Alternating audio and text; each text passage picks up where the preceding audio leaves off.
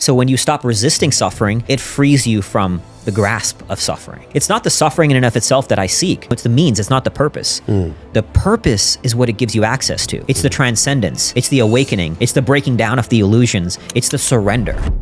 Akshay Nanavati is a United States Marine veteran and attempted to be the first person to solo cross Antarctica in 2025. Did you get what you were looking for, or did you get so much more? I did get some moments of that pure oneness with the divine, where everything sheds. It sheds that lens of reality, the constructs that shape our experience of reality, and you get to feel true oneness, unfiltered experience. So on these voyages out onto the edge, you see two realities coexisting at one, which ultimately sheds the illusion that they are separate. That's what creates ultimately all suffering, is the resisting or clinging to either side of any duality. We as individuals, we will not rise to the level of the desires we want. We will fall to the level of the struggle we are willing to endure. So ask yourself, which struggle am I willing to endure?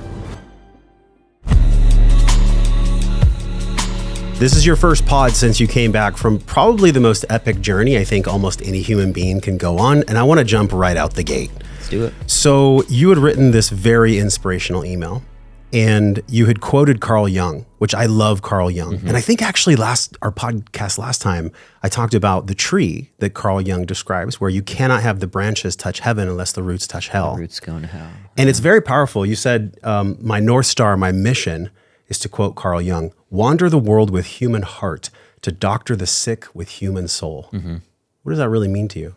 So I'll share the full quote briefly that he said and why that resonates with me. He says, if anyone wants to know anything about the human psyche, it would be best to abandon scholar's gown and wander with human heart throughout the world. There he would reap richer stores of knowledge than textbooks a foot thick could give him, and he would know how to doctor the sick with the true knowledge of the human soul. And that has become my North Star in however I live my life, from spending 60 days completely alone in Antarctica to working with former child soldiers and survivors of sex trafficking in West Africa, people in extreme poverty in India, to the travels that I've done, to the other expeditions that I go on. Because when you go out there into the world, as opposed to studying in the textbooks, you, as he says, you get to know the human soul in a way that you cannot by studying a textbook. And the wisdom I get to unearth, and I say get to very consciously, because it's a privilege to even have the option to go do the things that I do. Yes. I get to choose my suffering. That's a huge privilege that many in the world do not have. So I get to, and the responsibility of that is to bring that wisdom back. Especially, being alone for 60 days in Antarctica, in the depths of isolation, unbelievable hardship. I was probably, for portions of the journey, geographically the most isolated human being on Earth. No one around me for hundreds of miles.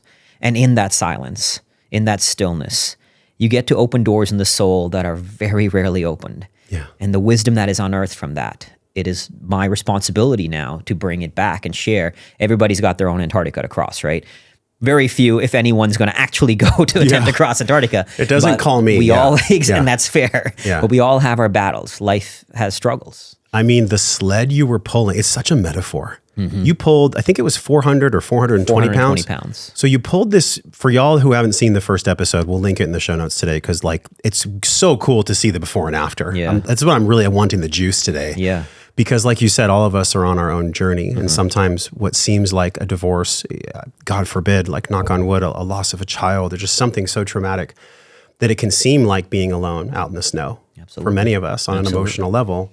Yet you were pulling this 420-pound sled for hundreds of miles. Was there an emotional sled that you were also carrying at the same time?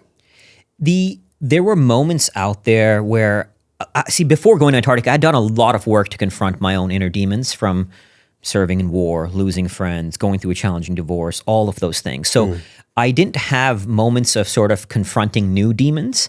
I did have moments. I remember one day skiing, just thinking about my buddies that I lost in the war, and just started tearing up. Thinking about, when you spend that much time with yourself, this is one of the biggest challenges in polar expedition, is that you're skiing into empty white nothingness. So there's no stimuli to engage you. And unlike when I've done mountain climbing, for example, because it often gets compared to Everest, let's say, when you're on a mountain, the terrain puts you in flow in many ways, because you can fall off the mountain. So like, for example, when I climbed Denali at 16,000 feet, there's a ridge line, 1,000-foot drop on each side. So you're not thinking about things, you're not wandering, your mind is right there in front of you because there's a drop and there's consequences. In Antarctica, it's just flat, white, nothingness. So your mind has the luxury and the burden to wander, and that becomes the most mental challenge. So your mind goes everywhere. So I did think about buddies I've lost. I thought about my life with my wife, how we got here, the future we want to create. I had all of that. But I'd say the biggest emotional challenges were the frustration, the hardship. I'm the kind of person, my wife will tell you this, no matter what happens, no matter how tired I am, how bad shape I'm in, she's like, how are you doing? I'm like, I'm good. But in Antarctica, there were 2 or 3 times where I was like, I'm not good. I just don't say that, right? So I was that bad because the problem was we got hit this season in Antarctica, got hit with a tremendous amount of soft snow. So there were 3 or 4 other adventurers attempting other records out there. All of us did not hit our target. Everyone failed. People doing other shorter journeys took 10, 12 more days longer than it normally would have. And so I was dragging a 420-pound sled uphill through unrelenting soft snow. And there were 4 days where I broke 20 kilometers, which is about 12 miles. And that was a milestone I needed to hit, like keep breaking 20 kilometers. 4 times it happened where I would break 20. That night it would snow. And then the next day, putting in the same hours, I couldn't break 20. And the first time this happened, I hit 21.9 kilometers, snowed a ton, and went from 21.9 to 17 to 14 to 13. And on that day, when it was 13 kilometers, every 3 steps, not even exaggerating, my 2 sleds would get stuck in the snow because it was so soft. I would have to fight it up with all my might and then take a few steps and it would get stuck again. And that day, I remember sitting on my sled. Usually when I take a break, I don't sit. I just eat some food, drink some water, pee if I have to real quick, and then keep moving. I just sat on my sled, looked up and said, come on, give me a fucking break. And there were other days in the tent, especially the second and the third and the fourth time it happened where I broke 20 and I said, all right, I got this now. I can keep breaking 20. And then it would snow and then I couldn't. And I would call, and sometimes just out of frustration in the tent, I would just start tearing up. And it was so hard because there was nothing I could do to have it go any differently. And I would give my all that day and put in the hours, but sometimes you can't control the results and the frustration of that. And especially the last 10 days when the body really started falling apart. So from day 50 to day 60, I had days where I was so dizzy, I would fall over. I felt like I was drunk out there. And I kept trying to will myself out of it. Come on, you're mentally strong. Yeah. And I couldn't will myself out of it. It was just absolute exhaustion. And I actually found out later another adventurer did faint. And when you're solo in Antarctica and you faint, that could be fatal. Yeah. But thankfully, this other guy, he ended up waking up, set up his tent. He got evacuated, but he got frostbite on his fingers and toes. So I was nervous of fainting, and I had a few days of the dizziness, another day where I couldn't bring my breath down to normal. I was just like, I couldn't even few steps, and I'd be panting heavily. And then on the day 58, when I had the shooting gut pain, which is what ultimately ended the expedition on day 60, I got diverticulitis, which is infection in the colon. And the pain is quite severe. And if left untreated, the colon can burst and it can flow into the bloodstream, which becomes septic and will kill you. And that's actually what happened to an adventurer 8 years ago. So when that happened, I kept trying to fight. Day 58, pain hit. And again, the frustration of that. And there's nothing I can do, right? It's just, and so day 59, I took a recovery day, thought, let me see if I can still keep moving.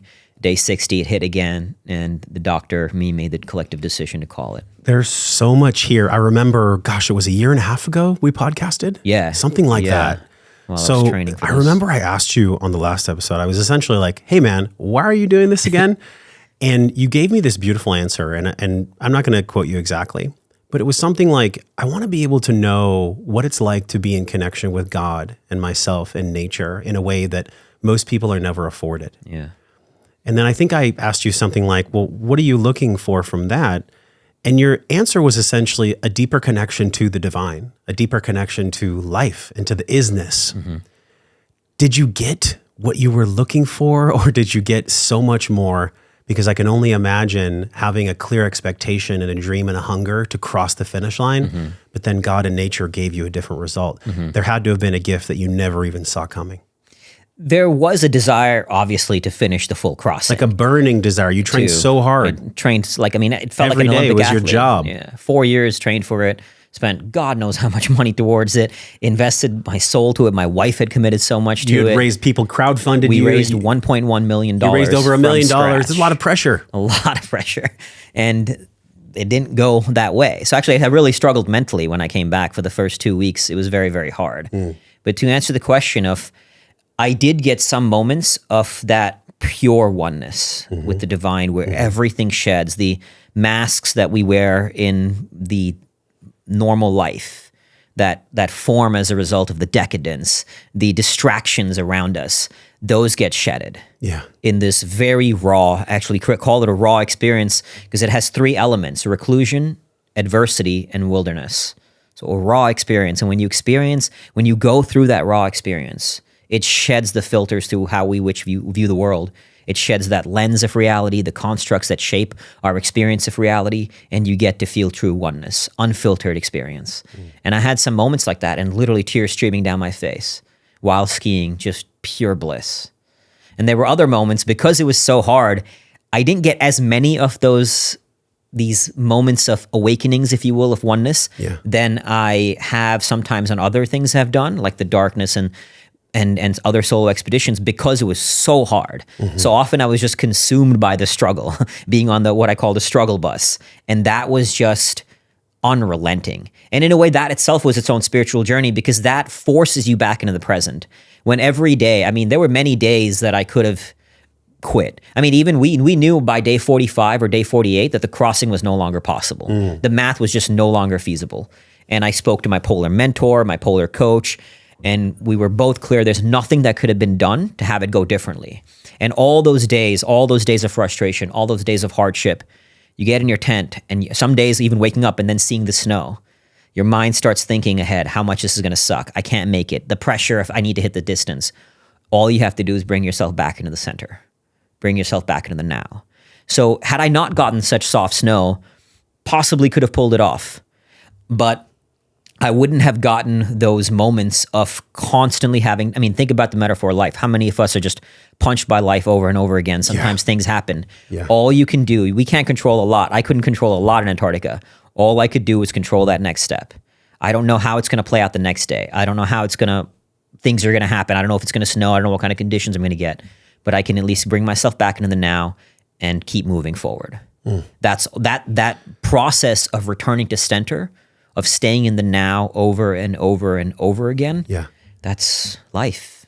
So to me, tell me how you feel about this. Sure. It seems like we all strive for these peak experiences in our own way. And whether you're going to India and sitting in ashrams or meditating with gurus in caves for 10 years or doing an insane physical crucible, like crossing Antarctica, which I can't even really fathom, just the amount of preparation for that, or even conscious relationship, the crucible and the facing of our own demons per se that can happen there. In other words, we all chase our own peak experiences. You had said something really powerful in your message to your audience. You said it wasn't about crossing Antarctica. It was about attempting the impossible. And I really love that, because where we are versus where we want to go, in other words, the identity shift that so many of us are all chasing, how do I become this actualized, amazing, powerful version of myself? There's many ways to get there, is what I'm saying. What part of you got actualized? What part of you is fundamentally, viscerally different now than a year and a half ago from the journey? I think I got a lot more concrete understanding of the illusion through how which we experience life. And I'll explain what I mean by that. So this is something that I had pondered and played with in my book, Fearvana, is this whole essence of two seemingly contradictory ideals, fear and nirvana, that are in fact complementary and can create a whole that is greater than the sum of each individual part. And one of the reasons that even drew me to this expedition is to sense that oneness. So I mentioned the raw experience, right? The illusion through which we view reality. In reality, there's a series of opposites that encompass the human experience. Masculine, feminine, pain, pleasure, light and dark, life and death. Love and fear. Sure. Ego, humility, stress and recovery, so on and so forth. And we often demonize one side of each duality. Stress is bad. The fear is bad. Pain is bad. The darkness is bad, so on and so forth. But that is the illusion, is that they are separate, they are opposite, that they're enemies. And I call this the paradox of oneness. This is kind of have been formed since my experience in Antarctica. Yes. The paradox of oneness is the realization that all the opposites that encompass the human experience, they are not truly separate. They are interconnected, and they are part of a greater whole. And true peace, true freedom, is created through shedding the illusions of the mind, the conceptual mind that creates these divisions, and in fact seeing them as one and embracing both sides as part of the greater whole. So in Antarctica, for example, to make this a little bit more concrete, this abstract idea, you feel so humble, so small. I remember one day when I had to climb the steepest portion of the entire route, the place called Wujek Ridge. Looking out from there, I could see my tent in the distance. I had set up my tent because it was so steep, I had to take 3 runs up this. I would take 1 run, leave some gear up there, come back down, do it 3 times. So first run, I go up there, I'm looking at this vast expanse, completely alone for 100 miles, hundreds of miles. My tent there, you feel so small. Nothing. We are so small in this grand universe. But in an experience like that, you also feel so powerful. There was a day when I got hammered by a polar storm. It was, I think, 18 meters per second. It was very, very strong. And you feel so powerful, like a god, that you can be even in this space and survive and thrive in this space. And when you play on these extreme edges, it sheds that illusion that they are 2 dualities. So simultaneously, I can experience unbelievable power, unbelievable self-realization, how strong I am, and also feel nothing. You feel paradoxically so connected to all that is. I mentioned those moments of connection, and I'm physically completely alone, and so connected. The experience with my wife, the love that I felt, this intense longing for her, the missing. Even though I'm so far away, love is this experience of both separation and connection. And separation, neuroscience has actually shown, it enhances the experience of love in a partner. So on these voyages out onto the edge, you see 2 realities coexisting at one, which ultimately sheds the illusion that they are separate. Another very concrete example of this was when I did the 10-day darkness retreat. I think we talked about that last time. Yeah. I literally saw the brightest white light I've ever seen in my entire life sitting in a dark room. And that was these moments of what the Japanese, and they call satori. So satori is that momentary glimpse of an awakening.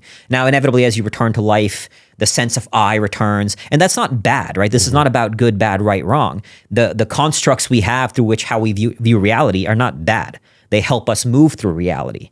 But when you get those glimpses of awakening, of oneness, it shifts how you relate to the world and how you engage with the world and how you view your own suffering, because you see it no longer as something bad, no longer resisting or clinging. That's what creates ultimately all suffering, is the resisting or clinging to either side of any duality.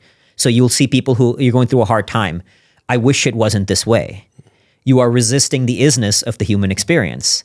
The foundation to freedom from all suffering is acceptance of isness. And when you seek out the biggest dragon, like pushing what I did in Antarctica, I mean, what I did has not been accomplished before. It's never even been attempted before to do a coast-to-coast crossing of Antarctica without dogs or kites. So we're literally pushing the boundaries of possibility. And I truly believe, starting from that side of Antarctica, the journey is impossible. I think to pull it off, you have to start on the other side, which I didn't get a choice because the weather didn't allow us to start on the other side. Did you want to start on the other side? We were pondering, and I had the weather cleared up, we would have taken that side. Yeah. But the other side is a 12-hour flight from the main base camp, Union Glacier, and you have to get good weather in 4 different spots because you have to land twice in the middle of nowhere to refuel the plane. And getting good weather in 4 spots, the takeoff spot, the landing, and 2 fuel sites in Antarctica is very hard to do. So we didn't get a good weather window, so I didn't have a choice. So I had to start on the other side. How many planes did you actually have to take to get out there? Like 5, 6 planes? 2. One from Chile to Antarctica, the base camp called Union Glacier. And that's actually just a normal Boeing. It's pretty wild. It's just a normal flight. It was an Icelandair flight, just like you'd fly anywhere else. And then I took a small Twin Otter from Union Glacier to the coastline, a place called Berkner Island. And because I started on that side, I had to climb from day one. So coming back to the point of all of it is these moments of satori, these realizations of oneness, it shifts how you relate to life. Coming back now, I'm starting to work on a book for myself and then co-authoring a book with my wife on our relationship.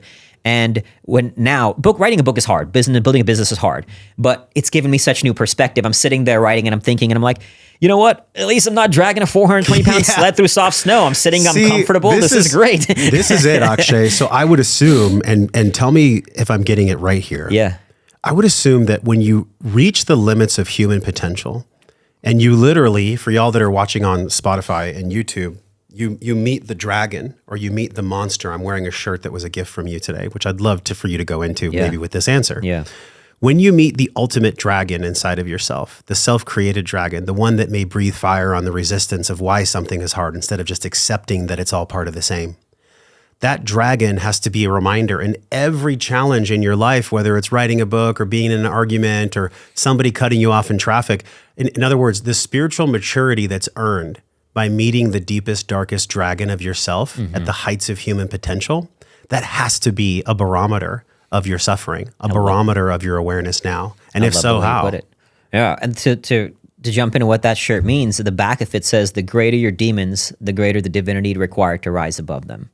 And so to your point, the bigger the dragon you battle, the greater the treasure you unearth on the other side of that battle. Yeah. And so I went out there looking for the biggest dragon I could find. So in the depths of the solitude, in the depths of the suffering, the hardship, you're battling the dragon, but you have to find something, not just within you, you tap into the human soul. Like I said earlier, right? Paradoxically, some of my most connected moments to not only myself, but to the person that I love, to the people that I love, to God, are while I'm in complete solitude. That's the great paradox of the human experience. All the great answers of the human experience are a paradox. The human experience is one. Yeah. And so that's why the greater the dragon, the greater the demons, the greater divinity to rise above them. That transcendence, so Maslow's hierarchy of needs, he lists self-actualization as the highest on his pyramid of needs, but what's not as public is that he actually listed self-transcendence as a higher need than self-actualization. And Viktor Frankl put it more beautifully when he said, self-actualization is a side effect of self-transcendence. So it's through self-transcendence that you actually attain self-actualization. And when you are pushed into the depths of suffering, you are inevitably, that's why so many monks, they pursue suffering. It's not the suffering in and of itself that I seek. The suffering is the door, but it is not it's the means, it's not the purpose. The purpose is what it gives you access to. It's the transcendence, it's the awakening, it's the breaking down of the illusions, it's the surrender. When you are pushed into the edge of suffering, the only way to find peace without breaking is to surrender. And that surrender is the thing I seek. It's tapping into the hand of God. The hand of God brings the suffering that opens the door, which would not exist unless there was the suffering. Yet behind the door, the ultimate gift for the everyday person.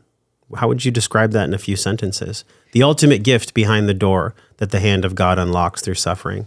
What's behind that?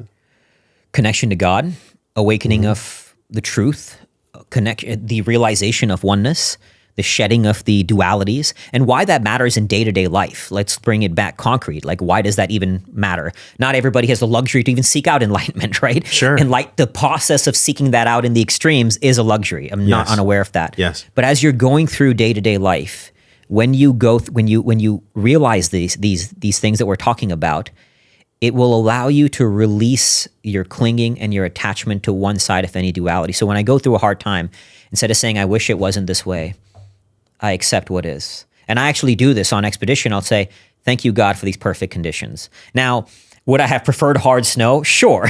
But they are perfect because they cannot be anything other than what they already are.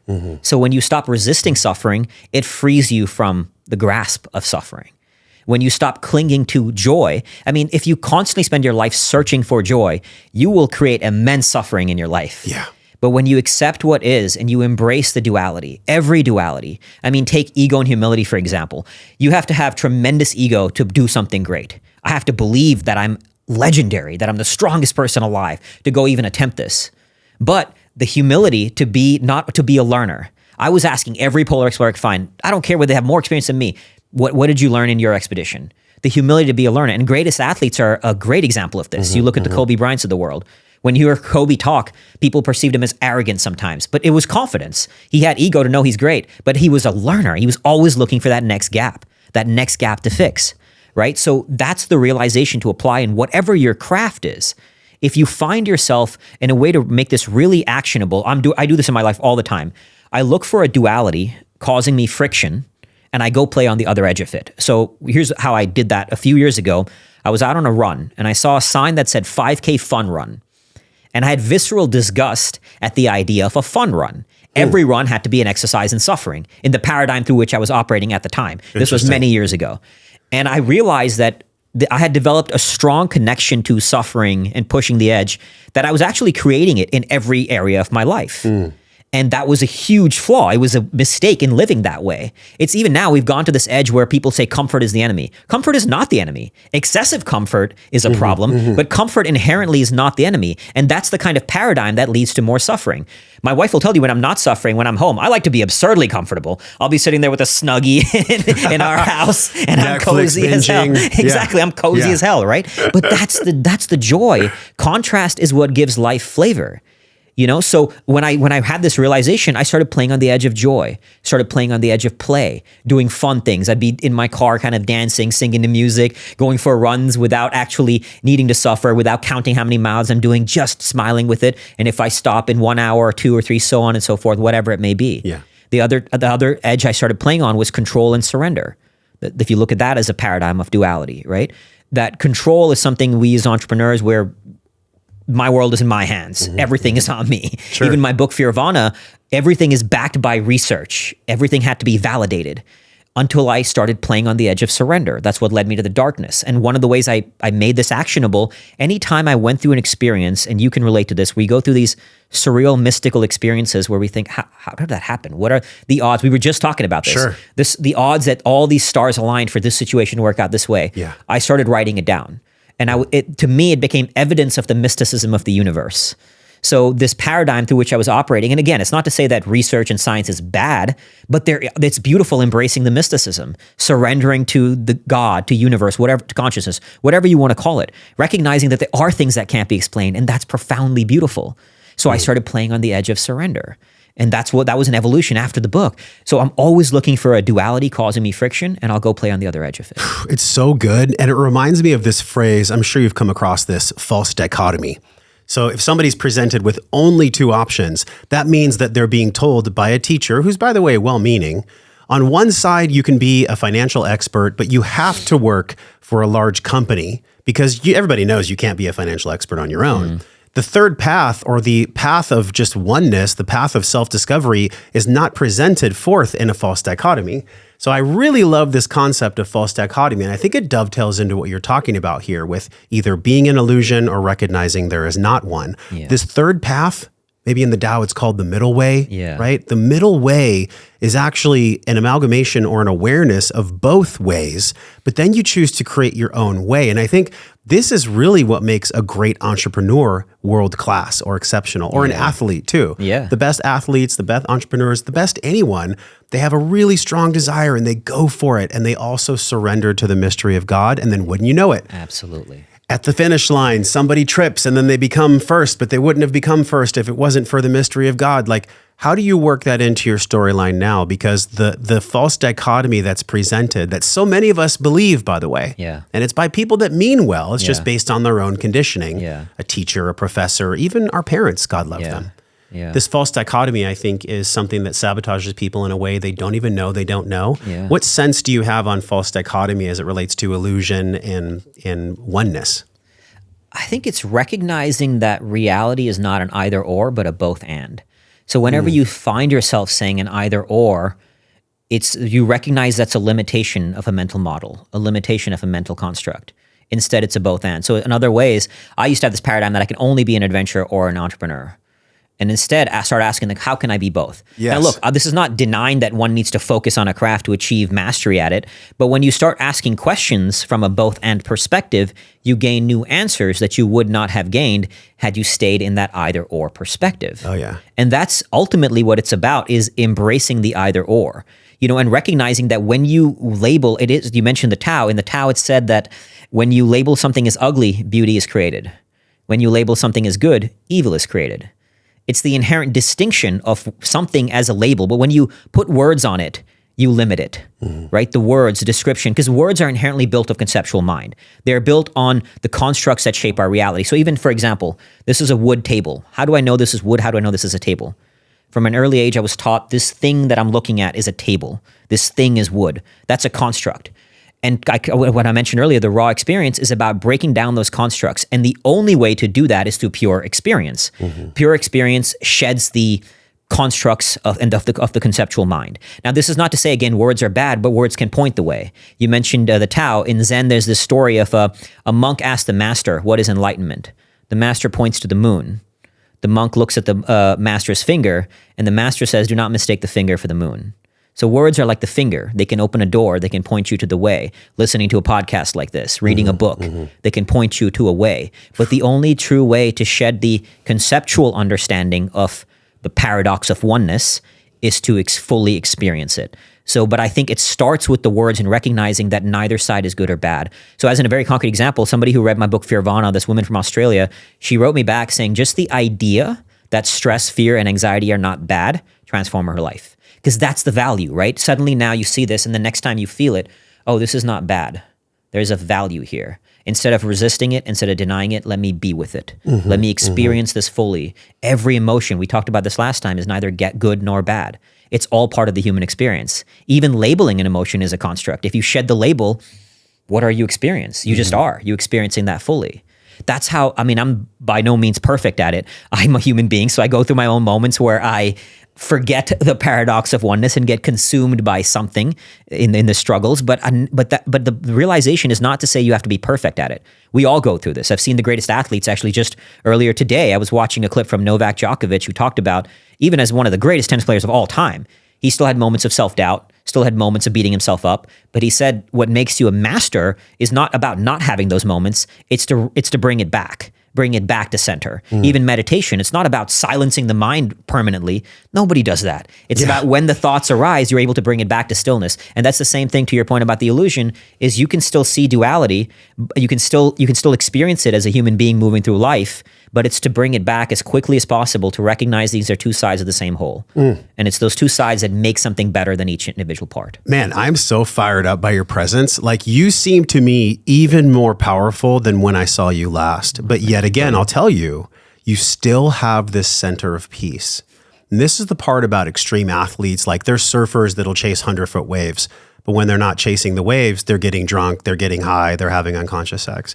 In other words, their dragon inside of them is breathing so much fire that they haven't been afforded yet, and I say yet because they're on their journey, that wholeness, that peace with knowing the darkness in themselves, or knowing that chasing of peak potential that probably makes them want to jump on the top of a crest of a 100-foot wave anyways. There's something about you now that I can sense that's even more developed, and I'm going to do my best to put words on it. So just give me a moment here. The hunger and the fire in you is actually burning a little brighter that I can sense, but also there's even more calmness inside of you. So to me, that's the biggest report card that I think anyone could ever wish for when going through a dynamic peak experience. And I think to go back to what you said about meditation, like, if we have the intention in meditation to sit down and have the best meditation session ever and not think about anything, well, then we're just going to completely be in resistance. Exactly. What layer, just feel into this for a moment, what layer of resistance did you really, truly let go of out there on the ice, in the snow, that you weren't even aware of? There's got to be some part of your soul, some part of your awareness that got to shed resistance in a way that you never could have been afforded unless you were on that journey. It was the attachment to the outcome. Yeah. I wanted that result bad. Yeah. I had trained for 4 years for it. I wanted to make the crossing. And so there was an attachment, a clinging, that this is what I want. And I'm fighting so freaking hard for it, right? I mean, it was indescribably hard, this expedition. I've done a lot of hard things before this different level. And as a result of going so hard and it being thrust into conditions that made it even more challenging. And even if you sidestep those conditions, I mean, the team at ALE, which is Antarctic Logistics and Expeditions, they're the team that manages all logistics for adventurers. And other adventurers said that anyone who tries this will probably fail. Other adventurers call this impossible. So you go out there knowing that the odds are stacked against you. Doesn't mean you still don't want the result. Sure. And God knows and there were days when I wasn't hitting the distance I needed to hit.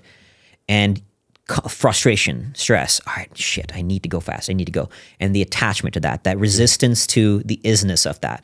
And then constantly having, to the point that we were saying earlier, if it arises, it's about the letting go. It doesn't mean you don't have to be perfect and never having it arise, but letting that go, letting the attachment to the outcome. And since I have come back, I have been much more embracing the process of things. And it's not to say to do anything great, you still have to be process focused as opposed to outcome focused. Sure. But I've gotten a lot better at it. now. Even the other day, my wife dropped me at one of the trailheads, and usually every run there's a target. I'm going to run for X time, or every training session, X time, X distance, whatever it may be. And I said, I don't know how long I'm going to be. I'm just going to be. I don't care how long it takes, where I go, how fast I am. I'm just going to be in the isness. And that's actually the duality I'm currently playing on. As I mentioned, I'm always looking at one, right? So it's what I call a meta duality. If you look at the duality of two edges, two extremes, you mentioned the middle way. Mm-hmm. So now I'm playing on the edge of the middle. So it's the duality is that there's the edge and the middle. That's a duality in and of itself, right? I'm playing on the edge of the middle, meaning that I don't have to go out on the edge. And look, it doesn't mean you don't still do things, right? There's a great quote in Zen that says, before enlightenment, chop wood, carry water. After enlightenment, chop wood, carry water. So it's not that the doing is different, but the experience and the being becomes different in the doing. Mm-hmm. So to your point, and I appreciate the acknowledgement of finding more peace within, is because I had to let go of that attachment of something that I had trained so hard for. And no matter what I did, and God knows I worked my ass off, no matter what I did, I couldn't get the result. And that was hard. When I came back, I struggled tremendously with that for the first week and a half. Couldn't sleep. Every time my head would lay on the pillow, my mind was running through all the scenarios. What could I have done differently? How could I have gone better? And beating myself up a little bit. I can sometimes be a bit hard on myself. Mm-hmm. And then when I wake up, that's the first thing in my mind.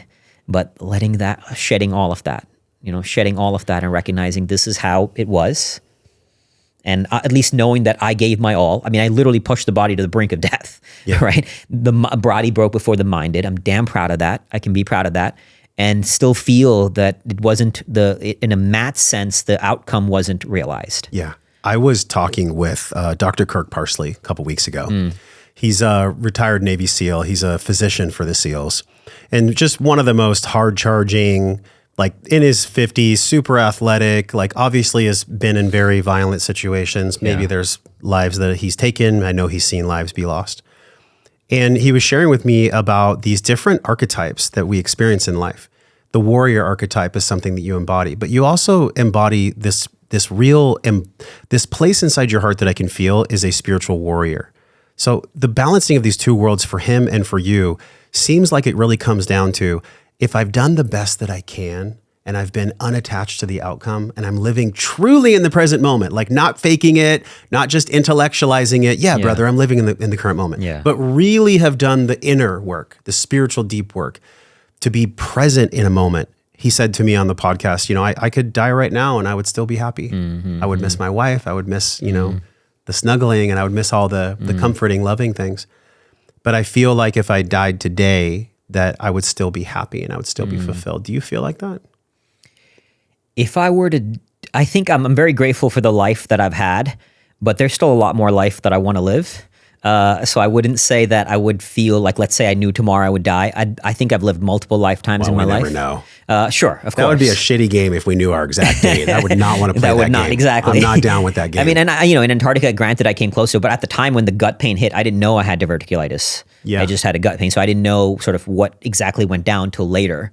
Yeah. Right. So it's not that I pondered my mortality. This expedition wasn't that dangerous in the grand scheme of things. It was, polar exploration is not that dangerous. It's just a lot more suffering. Wait, hold up. What do you mean it's not that dangerous? What are you talking about? How is it not that dangerous? Because it's, unlike mountaineering, for example, where you can fall off a mountain, literally fall off. A lot more people died. But can't you fall through a sinkhole out there? So I did not get to the section of the journey where there were a lot of crevasses. I would have hit that on the other side of Antarctica. That would have been the most dangerous section of my journey. But I didn't get there. I had to leave before. And so the entire time I experienced, it was just very, very, very hard, but I'm moving on flat terrain. And you have to know how to handle that environment. When storms hit, you have to be comfortable, know how to set up your tent. What about when it's total whiteout? What do you do when you don't know up, down, left, right? You have a compass harness in front of you, and you're just staring at that compass harness. So it's attached to me here, and I'm staring at it with the bearing. So you put the bearing on, keep the arrow in the thing, and you're just staring at it for 10 hours a day. Yeah, I mean, to me, call me crazy, it still seems fucking dangerous.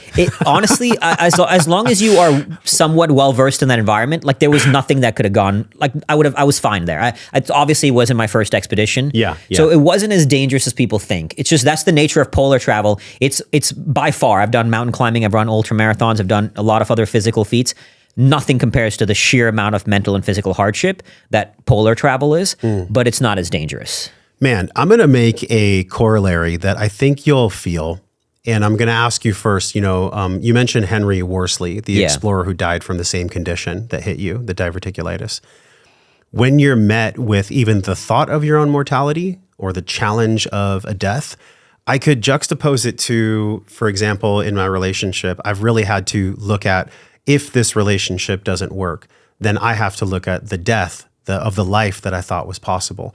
And it's very gut-wrenching. I mean, it's not diverticulitis gut-wrenching, but the thought of physical death or egoic death, aka attachment to relationship, or even egoic death, attachment to you having to cross the finish line and realizing that you were 10 days past your due date and you weren't going to make it, yet you still carried on.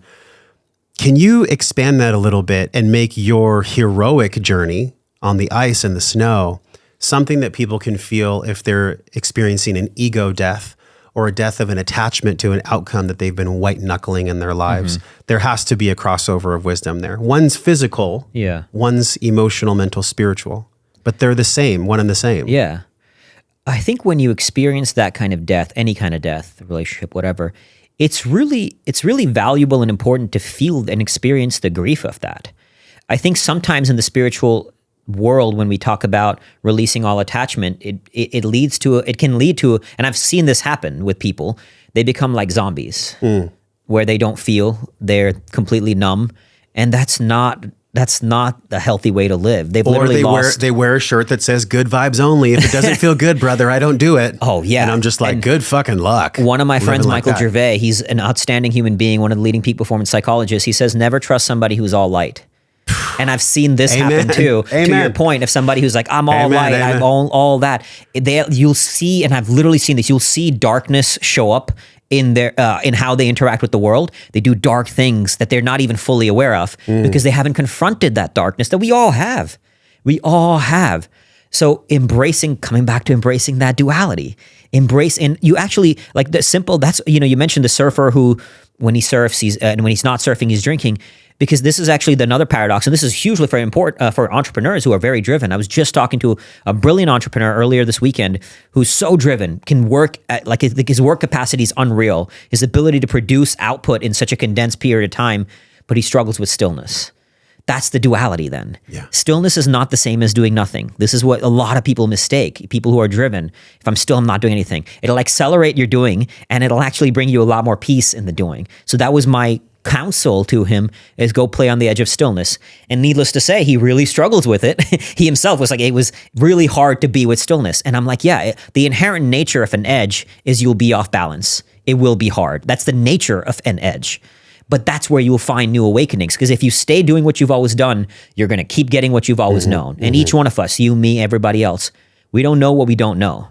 One way to start recognizing what we don't know is go play into a new edge that we're not even familiar with. That is so beyond our lens of reality that it'll open up brand new doors. Playing on that edge. It's so good. I'll go back to the I think previous... I lost sidetracked on the death conversation. No, you're great. I just wanted to bring it back for me and for the audience. So Henry Worsley, did I say his name correctly? Yeah.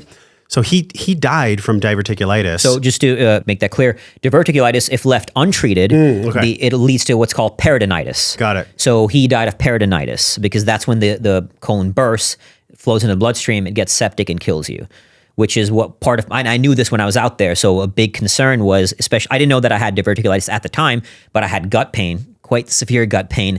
And so knowing what happened with Henry Worsley, knowing that it was a gut issue, that was the fear for sure. Do you feel like, and we'll get to the second part of the question, is it something that's airborne? Is it something that like microscopically lives on food? Like how does one even get it? From what I understand, speaking with doctors of various capacity, it's caused by, a lot of people get it. It's caused by immense stress. Okay, so stress response. I was in a bit of stress out there. Almost like an autoimmune response where the body's screaming, stop, stop, stop. So it gives you the diverticulitis, which maybe the bacteria lives in you, maybe it's airborne. From what I understand, I'm no doctor or expert, but from what I understand, it lives within you and it just gets inflamed and infected. And it affects the diverticulum in the colon that I think they inflame, and that's what. Did you know that he had perished before you went out on the voyage from that? So it was I knew it was peritonitis. I actually didn't know at the time. Now I found out more that diverticulitis is what leads to peritonitis when left untreated. Okay. I didn't know the ins and outs of what peritonitis was. I just knew it was a gut issue that's what killed him, because he was a savage. This guy was a former SAS, legendary polar adventurer, but he pushed, I guess, too hard. And when he finally called for the evac, he did call for an evac. He was alive. He got evacuated to Chile, but by then it was unfortunately and tragically too late. Oh, well, I'm so glad you made it back, man. Thank you. That was primary on the mission, right? That was coming back alive, obviously, was number one. Yeah, who are you to be a martyr and sacrifice your own Akshay 3D self just because you want to cross the finish line? Exactly. What an ultimate decision you made. And it was 10 days in. It was 10 days in that you knew you essentially weren't going to cross the finish line. Well, it was 45 days in, about 40 to 45, that we knew that the crossing was no longer possible. Oh, that's right. But you kept on going fighting for the last 10 days. The 50 to 60, those last 10 days were the ones where the body just kept falling apart in multiple different ways. I had spine pain, chest pain, gut pain, dizziness, inability to breathe. All those things were just compounding on the last 10 days. So for the 10 days, the span of 10 days, did you already have a sense based on, your radio communications to your mentor, to your guides, that you essentially weren't going to complete the mission? I knew that I wasn't going to complete the crossing. The goal at that point was, let's see how far I can get, and let's see what new awakenings could be realized. Because it's a beautiful, as hard as it was, it's a privilege to experience that kind of solitude, experience that kind that Did you see any cool bears or There's wildlife? No life out there. Nothing. There's only penguins in the coast of Antarctica. But when I'm one day away from the coast here, there is nothing. There's zero life. That's why I think Antarctica is this majestic land that is truly a mirror for the human soul. Because there's no stimuli to engage you, right? I mean, I did see mountains for part of the journey, but a lot of the journey is just flat white nothingness.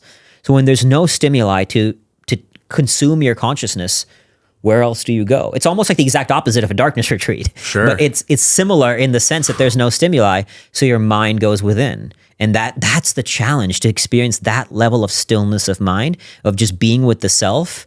And that's the one thing that I'm grateful for, is I never struggled with the isolation element of it. And this was not something that was me always. When I struggled with drinking after the war, I could be in a room of 100 people drinking and feel no desire to drink. But when I was alone, I would down a bottle of vodka. Being alone was my demon. I could not handle being alone. I would escape from that experience of solitude the first chance I could get. My trigger was always being alone to drink. So to go from that to now being as alone as a human being could be, it's been a beautiful journey to get there, but it's also a real privilege to feel that level of solitude. The veil's thin out there inside yourself, and also, like you said, it's a place where no humans are. So there's no feedback in the field, is what I'm saying. Yeah. It's not like you're in a community and there's people talking or cell phone radiation. Yeah. Correct me if I'm wrong, there's probably no cell towers out there. So I used a satellite phone. There's obviously, no cell towers. So with the veil being that thin, did anything mystical come in, maybe conversations with relatives that have passed, or did you have any connections to outer worlds in that type of environment? I had what I perceived to be a conversation with Viktor Frankl. You can channel the spirits of anybody, of everybody.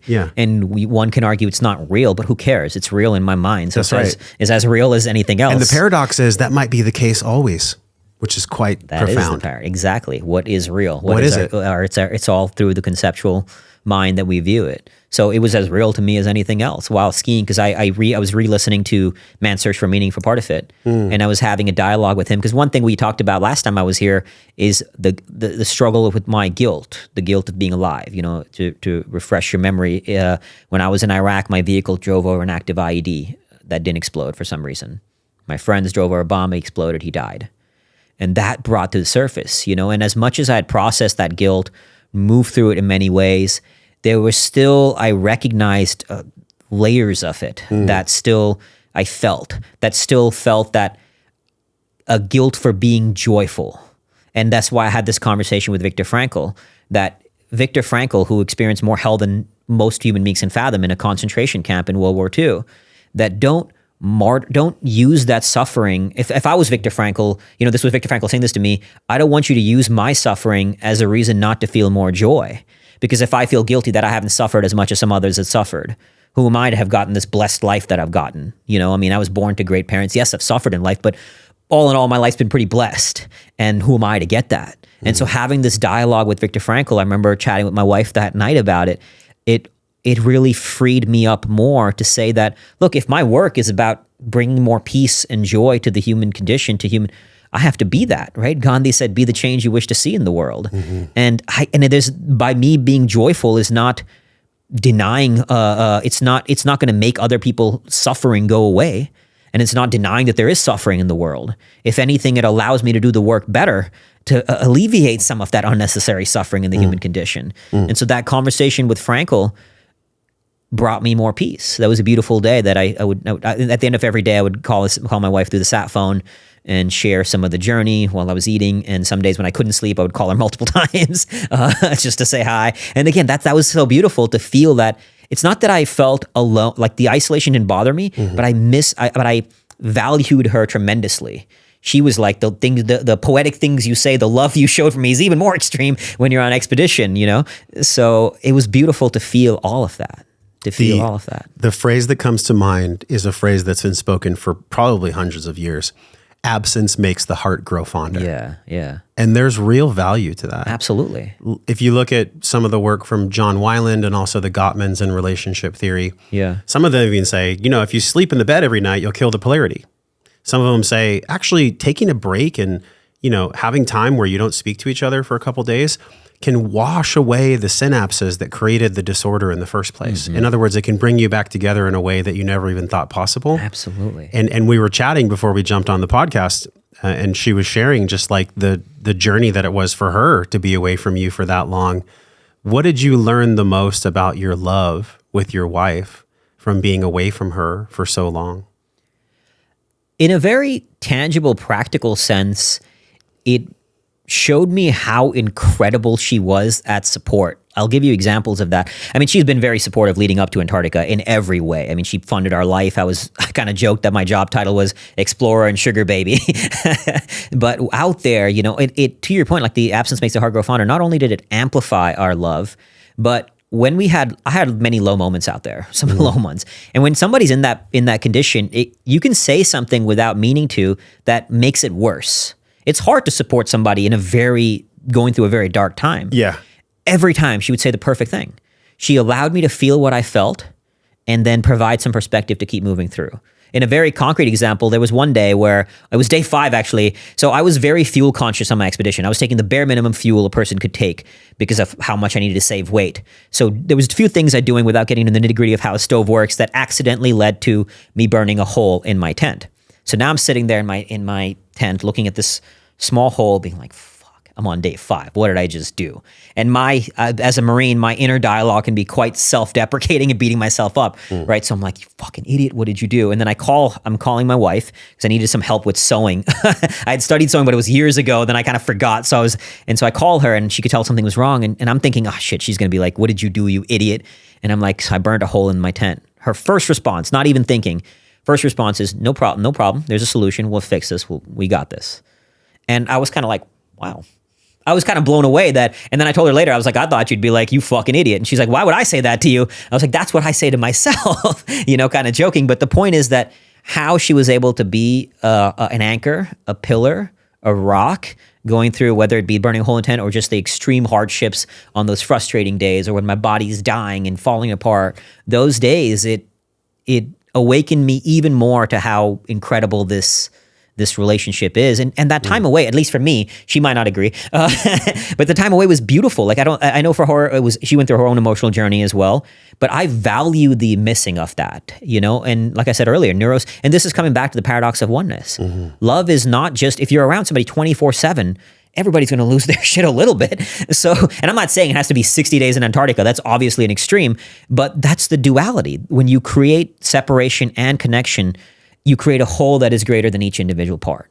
So this is coming back to playing on this certain edge. If you're in a relationship where you find yourself being too far apart all the time, maybe build more of that, or two together, go to play a little bit apart, go for one day away, and how that'll amplify when you're together. It just makes you feel so much more valuable, and that love is so much more profound. There's an old parable about the wolf who's trying to get the porridge not too hot, not too cold, the Goldilocks zone. And the Goldilocks zone of relationship is really beautiful, and you just spoke to it. Yeah. But there's also an internal dialogue that relates to the Goldilocks zone. You had mentioned that you're like, I'm a Marine. And so sometimes I get really hard on myself and I say, you fucking idiot. Yeah. I think it's really both humble and transparent and a bit vulnerable that you'd share that, since your work is built upon transcending the illusion. Yeah. Because that illusion, it seems like still residues of that show up. Maybe it's from your military days. Of course. Maybe it's from just life itself.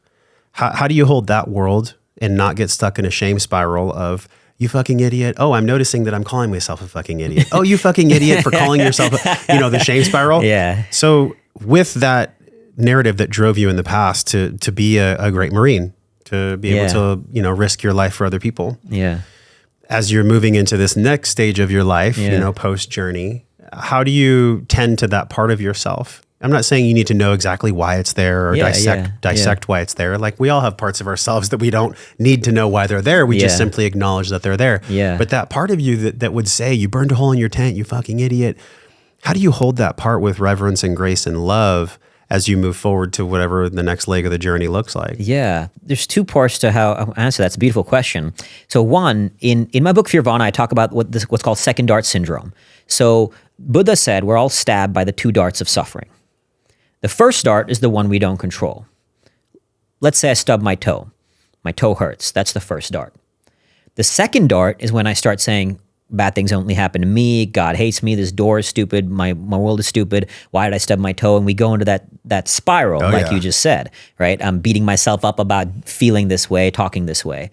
And second dart syndrome is when, without awareness, without consciousness, we let that self-dialogue spiral, just as you were saying. So the key to stopping that is to recognize that this is a second dart. And you don't have to get caught up in what's the first dart. Is it the external thing? Because most of our thoughts we don't control. They just happen. They arise, right? Because they're a pattern from something that has been created. This comes back to releasing attachment or resisting and clinging. It's just accepting what is. And accepting what is not only accepting external circumstance. Hey, I had this thought. I'm not going to beat myself up for it. And as soon as you stop the second dart, now you've seized control again. You've seized awareness again, to stop that spiral of second dart syndrome. Hey, I noticed myself talking this way. That was the first dart. So the only thing to think about when you're applying this in your life, however that internal dialogue for you is, as soon as you bring conscious awareness to it, you have stopped that spiral of second dart syndrome and you've regained control of that second dart of suffering. And all like unnecessary suffering, as I said earlier, is resistance. All unnecessary suffering is resistance of accepting the isness. As soon as you accept the isness, hey, I talk this way. Now I don't have to go into why did I talk this way, what's wrong with me for talking this way, and doing that. So that's the foundation first, is the acceptance of isness, freeing yourself from those second darts of suffering. From there, another way to then, now what do you do with that, is to go play on the other edge of the duality. So I'll give you an example. My wife and I had gone on on a tough hike in Hawaii. This was not her jam. We hiked Mauna Kea. It was a very hard hike. It was like 13,000 feet summit. So she was struggling. And as we were very close to the summit, her inner dialogue was, this gets to be easy. This gets to be easy. This gets to be easy. My inner dialogue was like, embrace the suck, suffer harder, push yourself, that kind of thing, right? The Marine. Yeah. And in Antarctica, I had a moment where I called her and told her, where I started embracing the duality, the paradox, right? That her side, it gets to be easy, is just as valuable. There's no right, wrong, good, bad. Both have their place. There are times when the hard version of me can fuel me, but there are times when, and I was doing that for certain days in Antarctica, just saying, why can't this be easy? This gets to be easy. This gets to be beautiful. So I was noticing a pattern, freeing myself from the second dart of suffering, and then exploring the other edge of that duality. And by exploring that other edge, you open yourself to new awakenings, new realizations, new opportunities, even new concrete results in the thing you're moving forward on. When I started embracing the edge of joy, life became much more joyful. And now, like my wife will tell you, my friends will tell you, I'm always laughing, always shooting the shit, super playful, and you can be all of those things at the same time. One of my core mantras now in the world of Fear Vana is be a warrior in action, a monk in wisdom, and a child in play. You do all of those three things, life becomes so much more fulfilling. Spoken from experience, and I remember Jordan Peterson was talking about this once. He talked about systematic desensitization, where he had a patient that was deathly afraid of elevators. She couldn't even think about going on it. I mean, she would have like a visceral reaction. And so over the course of 2 weeks, he would like walk her to the building, day 2. Walk her to the building and look at the elevator, day 3. Yeah. Walk to the building, look at the elevator, touch the elevator. Eventually, she, through that systematic process, was able to ride the elevator Yeah. and she was cured. Isn't this amazing? And it was Stress literally just a inoculation. construct of her mind. The same thing in psychocybernetics, where Maxwell Maltz talked about this person who was deathly afraid of snakes. And so they actually brought in fake snakes into the room and they brought in real snakes. Yeah. And it was actually Bandler, one of the early proponents of NLP that did this process. And the guy was cured because we actually get to, you did on such a grand scale, face the thing that brings us so much visceral fear that if we weren't consciously aware of our work through it, that it would take hold of us. Yeah. The fear would actually own us in a way that would stop our potentiation of growth. Yeah. And I think this happens through religious training as well, where we're supposed to, even this phrase, a God-fearing man, you must fear God. It's like, this is completely opposite of what we need in the world. Yeah. We don't need people to fear God. We get to have people that respect the mystery of God. I love that. The bro. power of language is so severe here. Yeah. It's we're literally praying to ourselves. You've dropped so many beautiful pieces of language here. The language of what Jordan Peterson did, what Maxwell Maltz did, and what you just shared with us about playing like a child and being a warrior. All of these things are essentially words. They're fed through this construct of the filter between our conscious and unconscious mind. Yeah. And then our soul, or the essence of us, makes sense of it. We decide what we want to do with pieces of information. Yet that comes from a piece of sanity. And this is my question for you.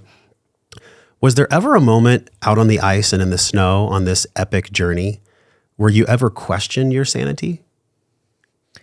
I think I stopped questioning my sanity a long time ago. We joke about how crazy I am. Like, did you ever go lot. like, oh shit, I'm losing it here? Like, did you ever have a moment where you're like, I'm feeling really crazy. I'm actually not aware of what's going on. Did I that had ever moments happen? where I'm like, this is crazy, when I'm just mumbling to myself. Like, because I'm Okay. out there skiing, and as I'm skiing, I'm mumbling to myself. I'm having dialogues with myself. that are You're kinda talking to Viktor schizophrenic. Frankl's spirit. Exactly. I'm talking, and you're like, this is crazy, dude. I'm losing my mind. And I would joke with my wife about it, Yeah. So definitely moments of that. But that's also the value, coming back to the duality of, let's say, delusion being one edge of it. There's value in delusion. Delusion allows you to, I mean, again, healthy delusion can also lead you to dark places, but healthy delusion in the sense that, like, when you're delusional, you're shedding the rational mind. You're shedding the trappings of the rational mind. And in some sense, anyone who's achieved something truly innovative and great is delusional. Yeah. Because you're breaking the paradigm of the rational mind and the constructs of reality. I said to myself, why can't I get to the other end of Antarctica feeling as good as I did on day one? Now, does that mean whether it happens or not is sort of irrelevant, because all it's affecting me is in the now. The now is all that's real. It's all that exists. So if in the now, my delusional is helping me, even if in the future it doesn't end up being that way, who cares? That delusion is helping me. So embracing that crazy, go where it takes you, see where it takes you, let it flow through you, and seeing what it will arise, how it'll shift your experience of the now. The other day, my son was in the front of the house. We have this play set, and his truck was jammed in a little crevice. Yeah. And he tries to pull it out, and he looks at me. He's like, I can't do it, Daddy. And I was like, here's my golden parenting moment. So I go to him, and I'm like, Nova, we don't say I can't. That's not something we say. Yeah. What we say is, I'm learning how to do it. Dude, I love I'm it. learning how to do it. Can you try? Okay, give it your best shot. Give it your best shot.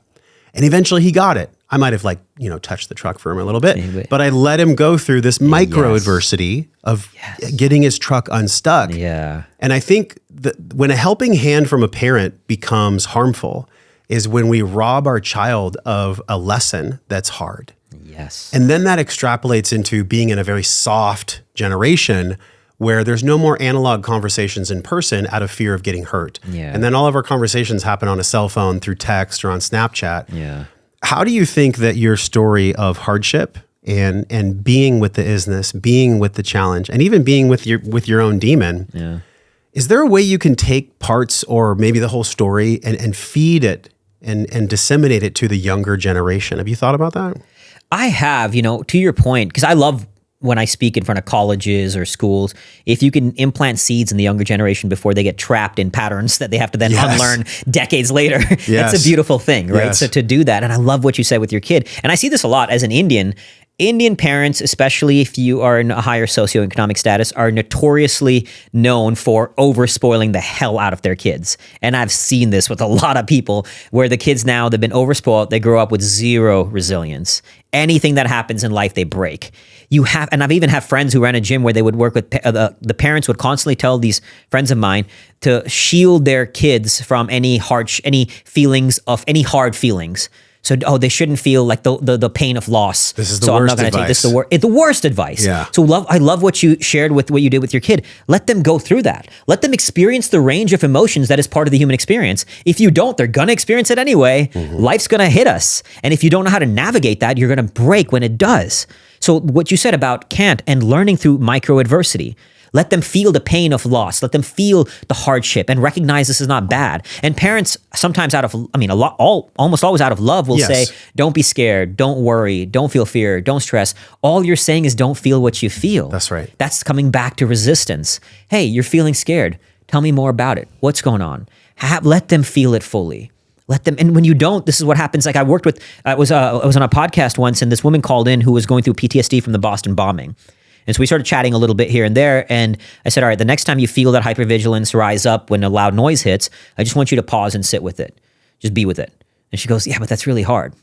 I know it's hard, but the only way out is through. This is the core teaching, I think, is whatever hardship, the only way out is through. You want to get on the other side of that hypervigilance of PTSD? Pause and be with it. And is that going to suck? Yes.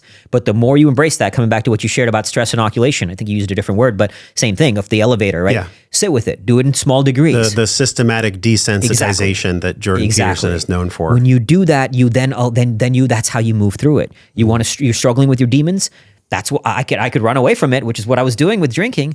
Instead, I started sitting with it. The only way out is through. Let me confront it. Let me be with it. And that's hard. But I have one kid who was so inspired by what I did, he locked himself in a closet for a few hours to his mini dark room. And I was like, dude, that's badass. That's the kid inspired me, you know? Yeah. He's a friend's son, and now he's become a friend as well. He just locked himself in the closet and just sat still with his thoughts in darkness. What an amazing experience to go do that. And that's harder than, sometimes we're looking for the tangible, what can I specifically do rather than just be with it? But be with it is often the answer. Yeah. It's the answer, and that's how you move through it. Wow. I just got a through line of just something so simple yet so profound. This is why I love podcasting, man. So the same way that we can use specific language with our children is one and the same of the way we can use language to our inner child. And so if you look at, right now I'm really passionate and studying the IFS model from Schwartz, understanding our exiles, our protectors, the parts of ourselves that are locked away that we actually are in shame about or that we're in resistance to. And then another part of us that protects that person that may come out as projection or defensiveness or stonewalling. Yeah. And I love this because the exact same way that I'm training my children with my conscious language, it's the same thing I'm doing to myself if I go on a ketamine journey and look in a mirror. It's the same exact thing. Yeah. Yet we complicate this so much because I think we're in this, you want to talk about illusion or delusion. I think, like you said, delusion can be a great place. Yeah. I love that. Yeah. But delusion can be really harmful if there's delusion without borders, without boundaries. And I think one of the biggest delusions that we're all dealing with is the power of language and how soft talk and soft language is just presented by society and parents and in schooling as okay. Yeah. When I hear the word I try or I should or I might or I maybe or I might try that, we've become so inoculated with this really virus of soft talk and of language that's so disempowering. Mm-hmm. Have you looked at your own language? I'm sure you looked at your own language on the journey, but in preparation for the journey, Michael Gervais was a guest that, thankfully you introduced me to, and he ended up coming on the show. Awesome. Okay. And we talked a lot about this. So I'm super grateful for that. Yeah. He operates at a really high level. Yeah, and like amazing. you had said, these pro athletes or even special forces, like everybody's got these internal voices, these maybe dark Geppettos that pop on the shoulder and start to implant this really self-deprecating, self-limiting language inside of our psyche. Yeah. But it's still us. What was the work you did from a language perspective? And how do you actually practice language now to be really empowering to yourself and in the future when you potentially have children? Yeah. It started with just being very conscious of it until it became more habitual. But as you said, I'm a human being. So even in I was about to say in Iraq, in Antarctica, I make this mistake a lot. In Antarctica, there was this day, I can't remember what it was specifically, but I remember saying something like, I should have done this or I should do this. And my wife would say, stop shitting all over yourself. Yeah. Stop shitting all over yourself. Love it. When she supported me, I'm like, all right, that's good point. So we're all fall prey to it, but that's the key, bringing it back to center. when you find yourself straying. So to this day, though, I use language very consciously to shape my reality. As you yourself said, that has huge power, and the words we use shape our experience of reality. Yeah. They help shape the illusion through which we experience reality. I'm learning that it's actually our entire reality, the words that we say, because they're a projection of the thought patterns that we're experiencing, and then we use words to describe the way we're thinking. So I'm curious, how did that play out for you before? I over time, I've built that relationship where that's why I said earlier when my wife had asked, how you doing? I'm good. And when you, it's not, and this is the key thing to also understand, is you're not denying the experience. You're just not giving it power by putting words to it. So let's say I'm on a long run and I'm hurting. Yeah. I'm still in pain, and I'm not denying that I'm in pain, but I'm not going to give that pain power by giving it a voice and starting to feel sorry for myself or anything like that. No, I'm good. I got this. This pain is why I'm here. I wanted this. This is the apex moment. Because that moment, even out there, I had one profoundly beautiful moment when I was in the depths of hell, and I said, this is why you're here. You didn't choose to do something easy. This moment of pure hardship is that apex moment. When you are, it was Vince Lombardi who put it beautifully. He said, I firmly believe that any man's finest hour, the greatest fulfillment to all he holds dear, is that moment when he has worked his heart out in good cause and lies exhausted on the field of battle, victorious. And I remember this day I was struggling, and I said, this is the apex moment. You are in hell now. What will you do? Who will you be? And you get to transcend. You get to rise. So the words that you use, and there's value in those moments to shed all words, because coming back to the point we said earlier, all words are conceptual thought. You cannot inherently experience the pure, unfiltered oneness without the paradigms that shape our experience of reality through words, through thoughts. You can only feel them fully in the isness of experience. That means through the body and shedding all that, right? But words just act as a doorway. So you have to be careful what words you use. Yeah. Otherwise, you're not going to find that door. Yeah. If that makes sense. It makes perfect sense. The way that we've explored word is so potent because you wrote an email, which I was super inspired by. And in the email you said, look, there's still the journey still continues. And I wonder, with everything that you've learned, how does the journey continue? Are you going to go back? Are you going to accomplish something greater? Are you going to climb a mountain blindfolded? What's the next thing for you? But not just from an egoic place, from a place where you're looking at suffering as a way to become more whole, become more conscious, become more aware. Or right now, are you just in a recuperation phase? I, out of the recuperation phase, got back to it pretty quickly, sat with the pain of it, and then realized that you got to channel the pain to something. And realizing that the ultimate North Star was what you shared earlier, to wander the world with human heart and in order to doctor the sick with human soul. So that mission still continues. Antarctica was simply one small expression of that. So now, I'm working on a book called Step Into the Storm, where sharing the lessons from Antarctica to help people step into their own storm. Because if you don't seek out a storm, one will find you anyway, and it'll break you if you haven't mastered being still in the face of the storm. I'm also co-authoring a book with my wife on how do you build the foundations of a relationship, of a thriving relationship. We've been together 2 years. We have created something profoundly beautiful where we navigate hard conversations. She's way better at it than I am. So now sharing all the lessons from the journey to bring that to others. So I'm starting to speak more. Also on a practical level, any money I was making, I was spending on this. So now I promised my wife I'll stop being a sugar baby and actually make some money. So that's on the practical level. But the mission continues. We also had some hard talks about the desire to go back. As soon as I came back, I had a desire to go back because I felt unfulfilled. And that was a hard conversation that my wife and I had. And the desire to go back was not to do a full crossing again, because I truly believe that's impossible starting from that side. And you have to get tremendous amount of luck to start on the other side. And even then you need still luck with good conditions, and you could just lose a ton of money. One of the hardest things on this journey was not just what in Antarctica, but raising $1.1 million. That was brutal. That was unbelievably hard. Well, I'm sure those skills will transfer to anything else in entrepreneurship, fundraising. Do you think it's possible with dogs? It's been done with dogs. It has been done with dogs. It's been done with dogs and with kites. Okay. With using wind power, so the kite will propel. It's just never been done without a dog or kite. That's what I was attempting to do. And you went the farthest that anyone's ever gone. No. So people have gone longer distances, but I dragged the heaviest sled that's ever been dragged from the folk, because I was the attempt was going to take me 115 days, meaning I had 115 days worth of food and fuel and supplies in my sled, 2 sleds. which is what made it the heaviest sled that any man has dragged. So were you like trimming the handles off of toothbrushes and like every gram mattered? Cutting tag off shirt. I wore the same shirt and base layer the entire time out there. How'd that shirt smell when you came back? Probably not great. Did it like stand up on its own? We tossed it, threw it away. That was beyond washable anymore. Yes. And all your food was measured and everything was right down to the gram was calculated. Everything to the detail. Every little thing about weight. Cutting tags off. My wife packed like 90% of the food for me. We were packing food, and then even those thin grocery bags you get at the store for your vegetables, using those so they're lighter than the other food bag that the meal might come in, and then cutting the top off to save another gram. What were you eating out there? What was your fuel? I was eating Magic Spoon cereal for breakfast. Are you familiar with? Yeah, it's like more of a keto cereal. It's a gluten-free, much healthier Fruit Loop, essentially. Amazing tasting. Mixed that with milk powder. On the go, I was eating chocolates and nuts. Jalapeno chips were my favorite. And then dinner, I would eat a freeze-dried meal that we had pre-mixed butter powder into.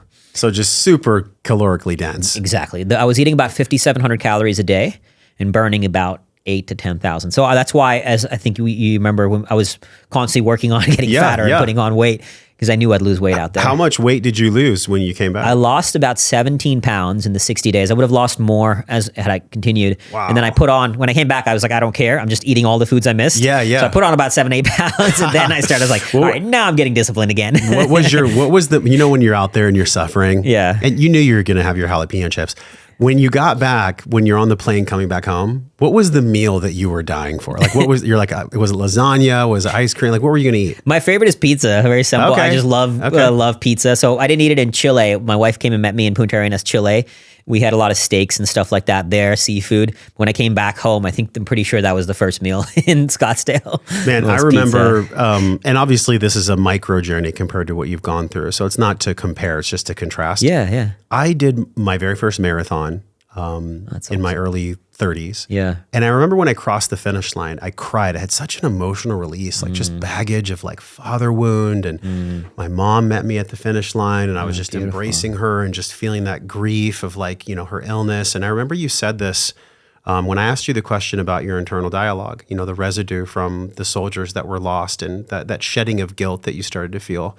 It's through this peak physical experience that we can get some really radical healing if we're willing, and that's the key phrase, willing and open to going through the Hawkins stage of emotions. At the bottom is shame, then anger, then sadness, then grief. I think the reason why, and I wonder how you feel, I think the reason why grief gets jumped is because grief is one of the hardest things to feel, yet paradoxically, it's the heaviest weight we carry. What do you make of that?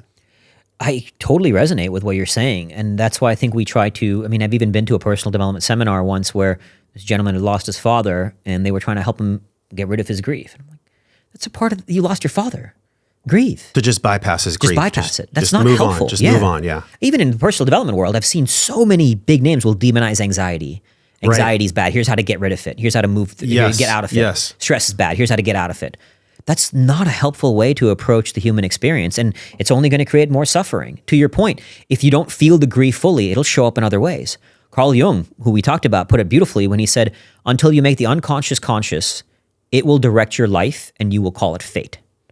And that's the core of it, is you do all these things to make the unconscious conscious so you feel it fully. You move through it. And look, some things you'll never get over. Even when I've lost brothers in arms that, and I've heard other people who've gone through so much, they'll say, just get over it. There's some things that are so daunting you won't get over, but it doesn't mean they imprison you. You use it. I still have moments when I think about my brothers in arms that I've lost. If I watch War Movies to this day, they'll bring up tears. The other day, my wife and I had a conversation. Somebody had shared something from a podcast interview I did where it talked about the war, and I didn't want to share it publicly. I just didn't feel like, I don't like anything that makes me sound like I'm a hero from the war. And there was something, I can't remember exactly what it was, but something that had come out that had made me sound like I'd done, and I was like, I can't share it publicly. And she's like, what happened? And I wouldn't talk about it first. Eventually it came out and I just started tearing up. I was like, I don't like anything that makes me sound like I did anything noble in the war. I did my job, I have to, but I was certainly not remotely a hero. And why did I spiral into that? Oh, talking about the things you don't move through. Like, yeah, that's why I got onto that path, is that I don't know. It's not about getting over that. If that feeling is there, so on and so forth, it's not it holding me. I'm not imprisoned by it. Losing my brothers in arms keeps showing up is the point that I was making. Yeah. But that's okay. If you've lost people who are so close to you, I mean, I can't imagine a parent losing a child. I know some people who have. I can't imagine you ever get over that. No. I don't know, but I can only imagine you never would. Yeah. But there's how many parents, I know people who've lost their child, let's say to cancer, and then they'll start doing cancer work to help others, right? The biggest thing is turning your pain into purpose. That's why the mission is wander well with the human heart to doctor the sick with human soul. I've suffered, you've suffered, we've all suffered. And you can either turn that suffering into inflicting more suffering on others, inflicting more suffering on yourself, or you can say, I've suffered, I don't want others to suffer that way. And so let me share the lessons I've learned. And then that becomes a way to channel your pain into purpose. Man, I remember, since we're busting out amazing quotes, one of my favorite quotes was from Winston Churchill. And I think it was at the really hardest time for the UK. I think they had just been bombed and it was very tragic during World War II.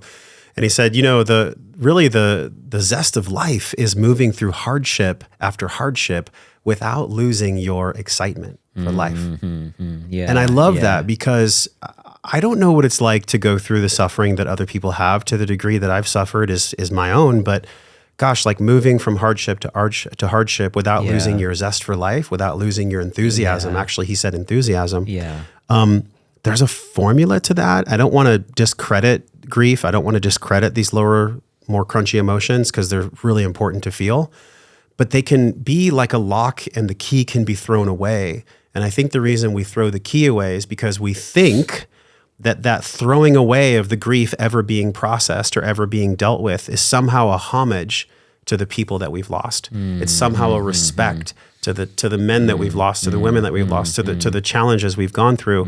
It's this weird part of our psyche that is very self-sabotaging. Yeah. That actually, we lock our grief in a jail cell and we tend to throw away the key. Yeah.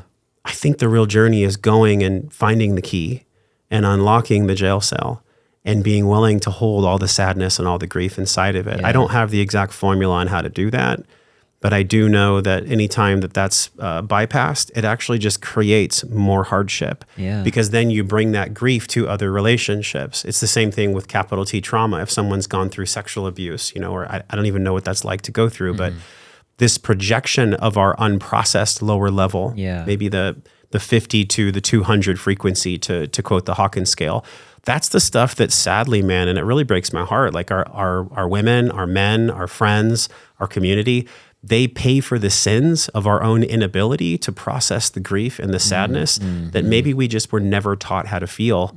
If somebody's never been taught how to feel that, where do you think they start? Like, where do you start to even know how to feel it, know how to grab the key and unlock it? Is it just through these peak experiences or is it something else? There's many ways I think you could start working with a therapist, work with the coach. That's one way.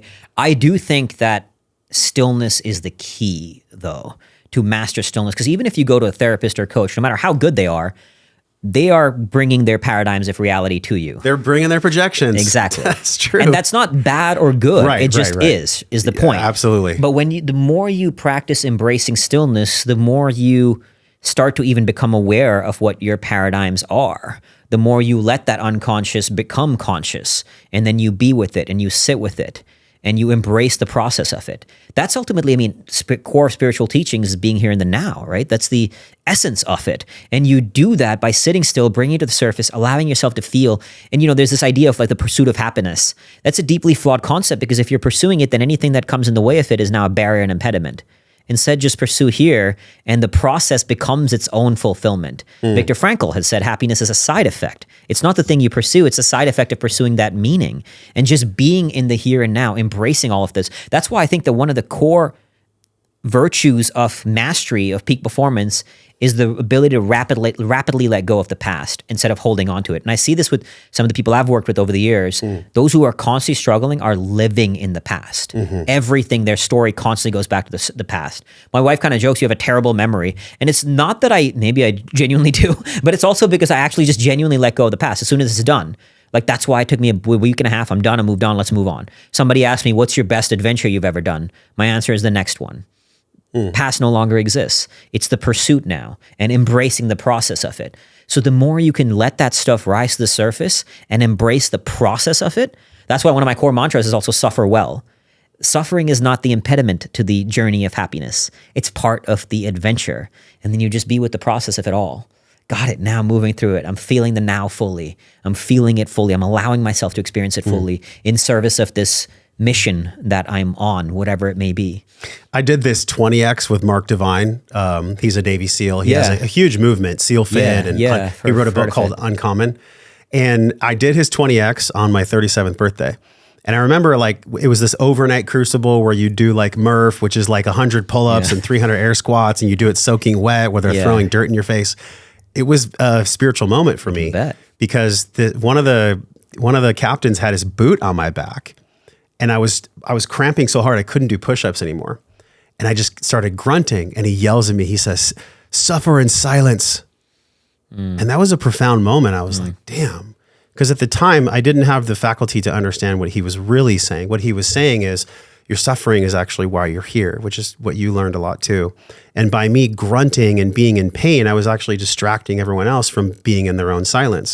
So I don't think silence, and I wonder what your take is on this. I don't think that in the silence where it's always supposed to be easy, or it's always supposed to be us sitting on a pad, meditating in the sunshine. Like that's not the medicine of silence is what I'm saying. 100%. What does my story bring up for you? And if we could contrast this with the medicine of silence, the medicine of being with yourself.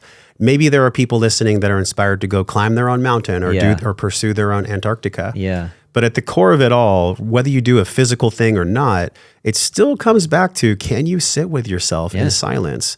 And can you learn from the suffering that you experience in your own silence? Yeah. What do you make of that? It reminded me of a story when we were hiking up Mauna Kea with my wife, as I mentioned. I didn't want to tell her things like, come on, you can do this. I just was silent because you want to let somebody, to your point about what this person did, said suffer in silence, you want to let somebody navigate that internal dialogue themselves without plaguing it with your paradigms. I don't want to tell her how I motivate myself. My paradigm is not the right way. It's a way. It's my way. Yeah. And we just walked up in silence. I wanted her to go through their own dialogue of herself as I was going through mine, So that's the value of it. You start to bring that to surface. You start to find what on a more practical level works for you to move through. No, you don't have to talk to yourself like I talk to myself to move through hard times. It's like I said, it's a way, not the way. Yeah. But the only way you can start to figure out is to be with that, to sit with that silence. So I love when he said suffer in silence, because you could potentially be taking away that experience from somebody else who has to start feeling that own inner dialogue, the voices, where they go, what you can tap into. But that's the value. Silence is the ability to then bring the unconscious to the conscious, so you no longer let that consume you, let it call it fate, and you can seize the reins a bit. Have you ever considered taking large groups, let's just say specifically men, I mean, it could be couples, but this, for lack of a better term, softer generation, like these younger guys in their late teens, early 20s, it seems like they would benefit from this physical and also silence practice more than any generation. Have you considered doing this, like leading a group of men out in the wilderness where you do your own version of 20X for Fearvana? I have potentially considered that. It seems like that'd be so powerful. I think it'd be really cool. It'd be a beautiful experience. Nothing like in-person connection to do that together. So I think it'd be a beautiful experience to guide people through that and experience, because I've seen now a lot of people do this kind of boot camp thing, and I think that's beautiful. I think it's awesome. But I think what if needs to be added, at least to some that I've seen, is the stillness element. Right. And I think it's just the physical pursuit will allow. It's a beautiful thing. Obviously, I thrive on physical suffering. But it's so important to add the silence and the stillness element. I spoke with a veteran friend of mine who said a lot of veterans he knew now are doing well, but they don't take any time for stillness. And he was kind of like, do you think everybody should go to a darkness retreat? And it's not to say that's the only path. There's other ways to be still. But I think if you don't do that, you're some demon may be running inside of you that you're not aware of. And it's just so scary to confront it in stillness. Even when I went to the darkness retreat for the first time, for the first 2-3 days in there, I was just working out. And I realized that because that's my comfort zone. I can physically suffer. I'm good at that. You're in the dark doing push-ups. So yeah, exactly. So I was like, then I immediately, I think it was after day 2, I said, I'm no longer going to let that be an escape from the stillness. So I made a rule that the first time I did darkness was 7 days. The next time was 10 days. So for the next 5 days on that first darkness retreat, no working out. Just be with it. And again, it's going to be very uncomfortable. That's the nature of it. But there's a reason why I could spend 60 days alone in Antarctica and have no problem with solitude. The only way out is through. I think about I've seen this on Instagram. It's actually one of the coolest memes. It's this cloudy water. And Alan Watts has talked about this too. Like, what's the best way to get clarity? It's to stop the movement of the water so that all the dirt sinks to the bottom so you can actually see in the glass. That won't happen unless you're in a space of stillness. You have to stop the noise. You have to stop the noise. And I think, we have our phones here and people are watching the podcast probably on their phone. That's where like 80% of the content is watched and consumed. Yeah. So in this day and age, if there was, like, let's say you had a billboard, for example, and 1 million people would see it every day.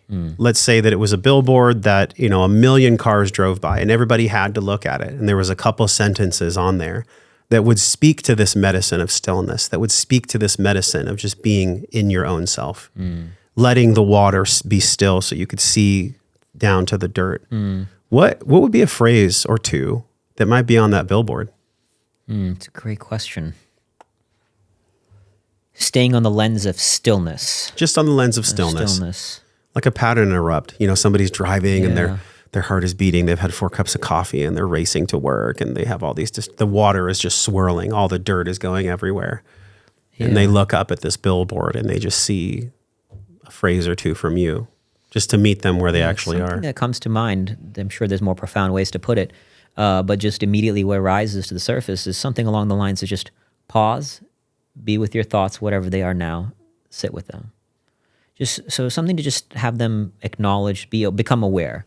Maybe something like pause, what are you thinking right now? Become aware of those thoughts. And that pause, I think, is the key. So you don't go down the spiral of the second dart syndrome. And just pause and have them acknowledge their thoughts. I think that's training the muscle of awareness, because many of us are moving through life on autopilot. And unless you train the muscle of becoming aware of what is, the meta-awareness, so I am aware that I am aware, right? I'm aware of what is, but you have to train that muscle. In order to stop the second dart syndrome, you have to be aware that there is the second dart, right? So I think that would be something along those lines of just pausing and noticing what is happening. I mean, how badass would it be if you saw that billboard? Yeah. I would take a photo of it and like post it and be like, look at this amazing billboard that I just saw. Yeah. Let's all take a deep breath. Yeah. I'm curious, when we look at now this, not the tail end of your journey, it's just the tail end of one. Like you said, the journey, the mission continues. What are the other healing elements or the self-awareness elements that you're starting to bring in? I mean, you've really achieved, man. I'm sure there's more, but to me, it seems like the hardest physical attunement, the hardest physical thing that anybody could ever achieve, really. I mean, I don't know what else could be harder than that. So now beyond the physical, if we look at the other 4 parts of the wellness pentagon, the mental, spiritual, emotional, financial. Yeah. Which one of those calls you forth now? Which one of those do you feel like gets to have the most attention in your life? Top priority right now, I would say, is financial. We want to build a brand, build a business. And like I said, I'd been just spending a lot of money to do these things. You've been the sugar baby. Yeah, I've been the sugar baby. So now I've started already getting speaking gigs, getting paid, and started building the brand and sharing the lessons from this journey. I mentioned the books. Long term, my wife and I have potentially talked about kids. That is terrifying to me. Why is it so terrifying? Because you're birthing a human being that didn't choose to be born. Again, how you view the reality. But let's say this being is now, that is your, when a child comes into play, it's your responsibility that you have brought this child into existence to help raise that child in a way that setting them up for a future that allows them peace, strength, courage, all of that.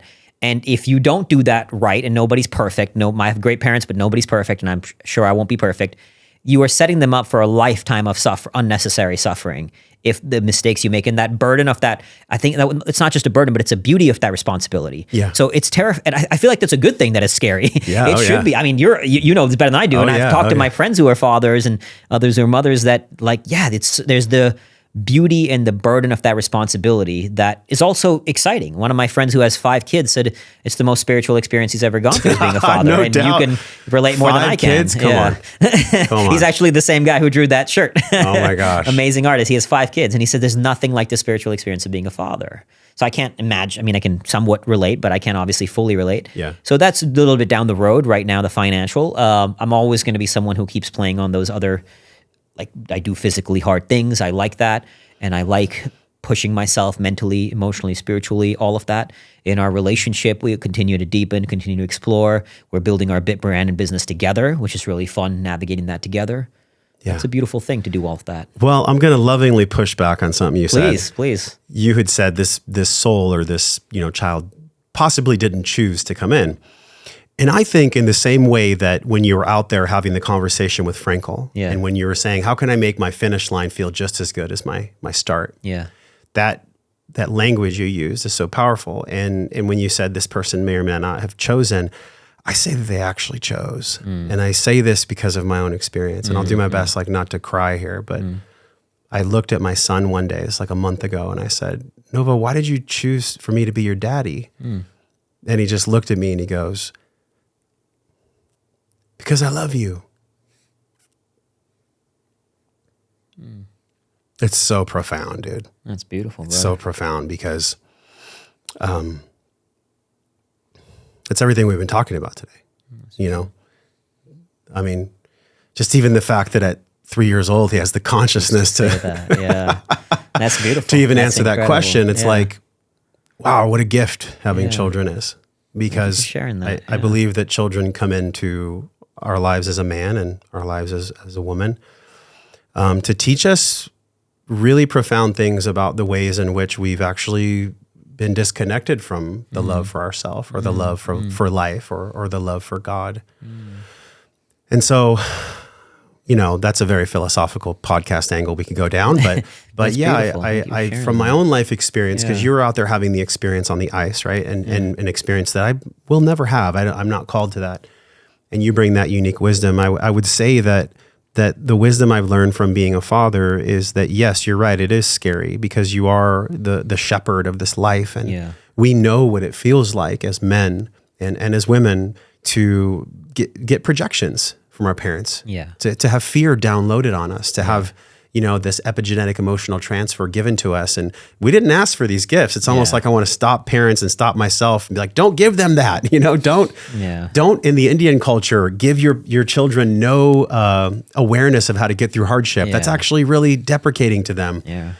So I had to share that because there's so much wisdom in children, and I'm not a biblical man per se, but I think that all religious texts have value, all of them. Absolutely. And in the Bible, Jesus would put the children in the center when he would speak, because he would say, to really hear my sermons, you have to have the heart of a child. You have to have the curiosity of a child in order to hear them, in order to receive them. I think as adults, we get so sooty and dirty. Our window of consciousness gets so dirty from pain and from beliefs and from projections that children come along and they help fucking pressure wash. They help pressure wash our lens, you know? So I'm so excited for you and your wife to be able to explore that when the time is right, because I think any spiritual leader becomes more of a leader when they're a shepherd of life. I wonder what comes up for you when I say that. It's a beautiful way to put it. It reminded me of my friend saying that as well. He said that there's nothing more, the spiritual experience of that, and being, like he said, it made him feel, he actually used that word leader too. I can't remember exactly how he put it, but he said that now you are the leader of this household. You're the leader of this life. And it was really beautiful how he put it. So, I mean, I'm excited and scared of the prospect. It's not it's not on our immediate radar. We've talked about potentially in the next 5 years or so. Right now, we want to build a little bit more of a financial foundation without spending $1 million on because even if you sidestep the 1.1 million we raised for Antarctica, we spent hundreds of thousands collectively, and even before she came into my life, on training expeditions, on filming a documentary around it, and all of these things. So now, it was worth it in every way. The adventure that we went on, we had spent time in Norway and Alaska, going to Iceland, Chile. She got to see 4 new countries in the first year we were together, so it was a beautiful adventure, but definitely now kind of getting into that lens of focusing on the financial arm of those pillars that you mentioned. But the kids, I think, will be down the road. See, because people say like, oh, there's this old kind of bullshit adage out there that I know you won't entertain, but I just want to like wash it away for anybody that's considering having children.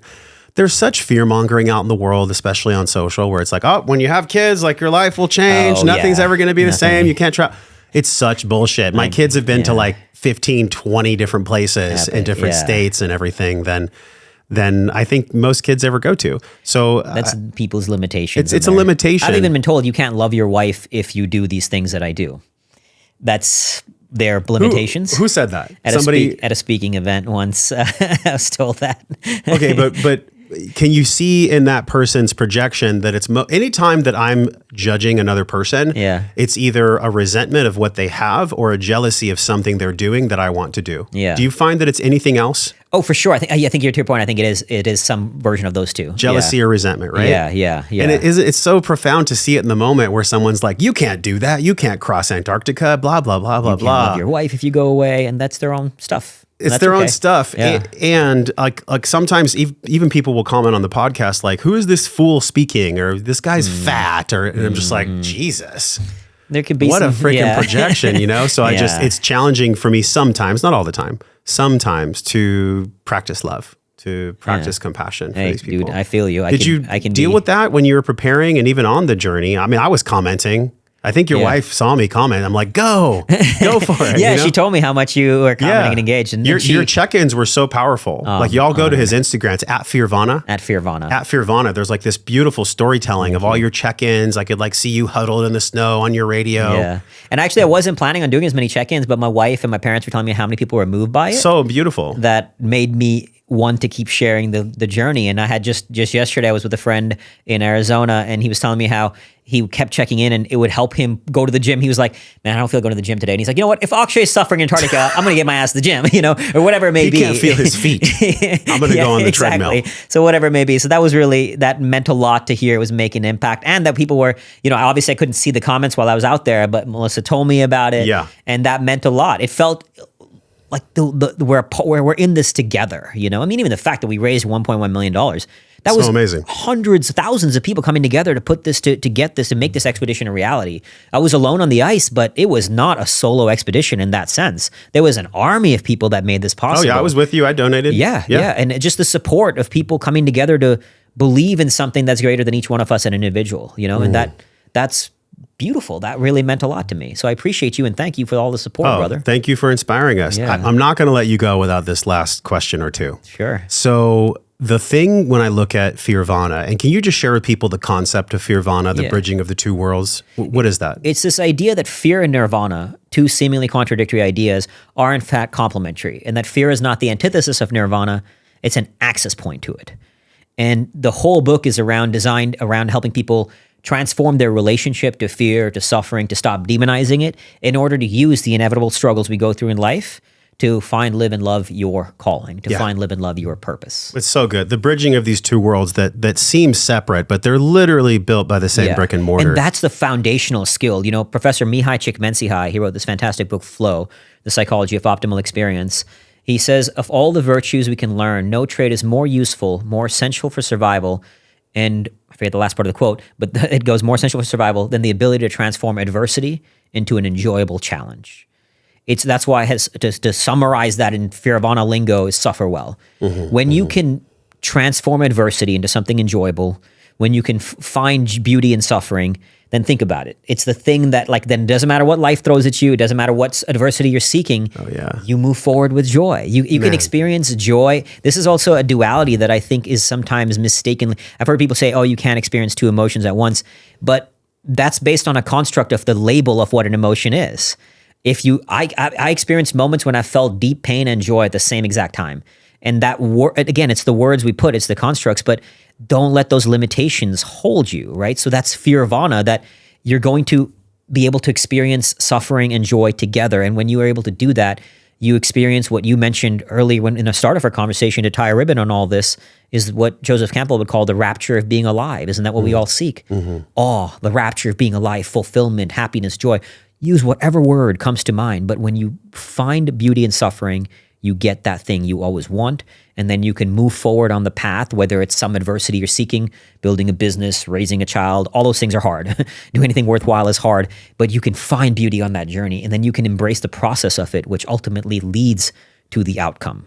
The reason I wanted you to tell us about what Fearvana is because I'm sure, and this is the question that's really burning for me, the fear of what will people think, specifically our parents, coming from an Indian culture, there's the caste system, right? There's a lot of proclivity and predisposition to act and think and be a certain way in the Indian culture. Yeah. And there's beauty in the Indian culture as well. Of course. Profound beauty and profound teachings and wisdom. Yeah. But just like any walk of life, there's a shadow element to it. Absolutely.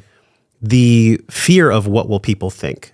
And really, if you look at, I'm not a huge fan of Gary Vaynerchuk, but he talks about this all the time. It's really, we're all running around because we're afraid to do the thing we want to do because we're afraid of what our parents might think. And you could insert society or friends in the parent category too.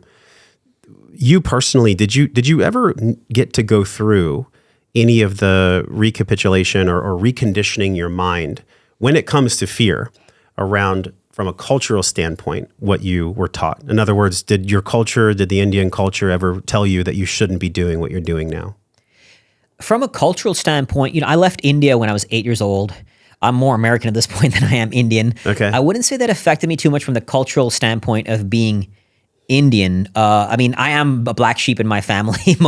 In Indians, especially being an engineer, doctor, that kind of thing. They're not this. Like, I'm the unique character in my not just direct family, extended family. But that was never viewed it was almost viewed in a way of awe and an admiration as opposed to, something negative in a pejorative way. But I did struggle with fear of what people would think in Antarctica. And actually one of my voice note updates was this. When I couldn't make the distance, when I knew the crossing was possible. And you have a lot of time to think out there, a lot of time to think. So I kept thinking, what are people going to think about me? Are polar explorers going to think I'm weak? Is everybody who supported going to think I'm a piece of shit, that I sucked, that all this stuff? And that was a really beautiful moment to be with that. As I said earlier, the only way out is through, and sit with it. Okay, got it. And I would move through it. Firstly, I was like, let me deal with this in one day of long skiing and sitting with my own thoughts. Firstly, most people have their own shit to think about. They're not really thinking about you that much. Yeah. That was kind of one that's important to let's be present to that. Yeah. And even if somebody does think that about me, how is it going to change the dynamic of my life? Is it going to stop doing what I do? Even if somebody thinks I'm the weakest person on earth, it's not going to change anything about me. Do I care? So recognizing, just becoming more aware of that. Recognize people have their own stuff.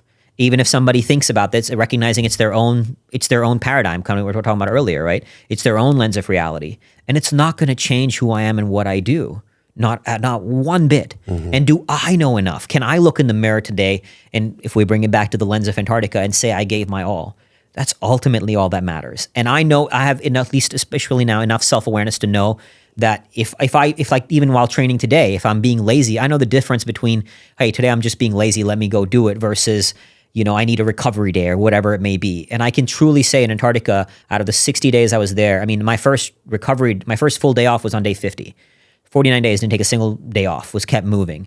And there was only one day in the entire 60 days where I felt like, I should have gone for 15 minutes more at the end of the day. But every single day, pretty much every single day, except actually one or two when snow was really good, the last few hours of the day were absolutely brutal. Because I would want to stop earlier, but I knew I had to hit the certain hours of or at least this, I'm going to hit certain hours. Every day, those last few hours were brutal, and I pushed through. So if people are going to think that, I can't control that. But it's not going to change how I live. It's not going to change the mission. That's for me. And it doesn't matter. Now, easier said than done. It's still going to rise up from time to time for anybody, for all of us. Yeah. But the more you bring that to the surface, the more you say, my mission still continues. And that's why it's so important to have clarity of what that mission is. Crystal clear clarity. This is my mission. This is what matters. I'm going to focus on my process. And that's when you keep your mind and your eye on that. Man, I remember from like 2011 to 2015, I sat on the idea of this podcast for 4 fucking years. Kept telling myself a story, and the story sounded just like this. Yeah. Who are you to launch a podcast, dude? What wisdom do you have to teach? Why are you good? I mean, it was just like incessant, dude. It was just like this record playing in the background. Yeah. And I actually pieced it back to many things that my mother and father had said. And specifically a math teacher in high school, no judgment of him. His name is Frank Fugiano. He was a math teacher. And there was these core memories that were installed. And if you and Melissa ever do have children, please promise me your children will watch the Disney movie.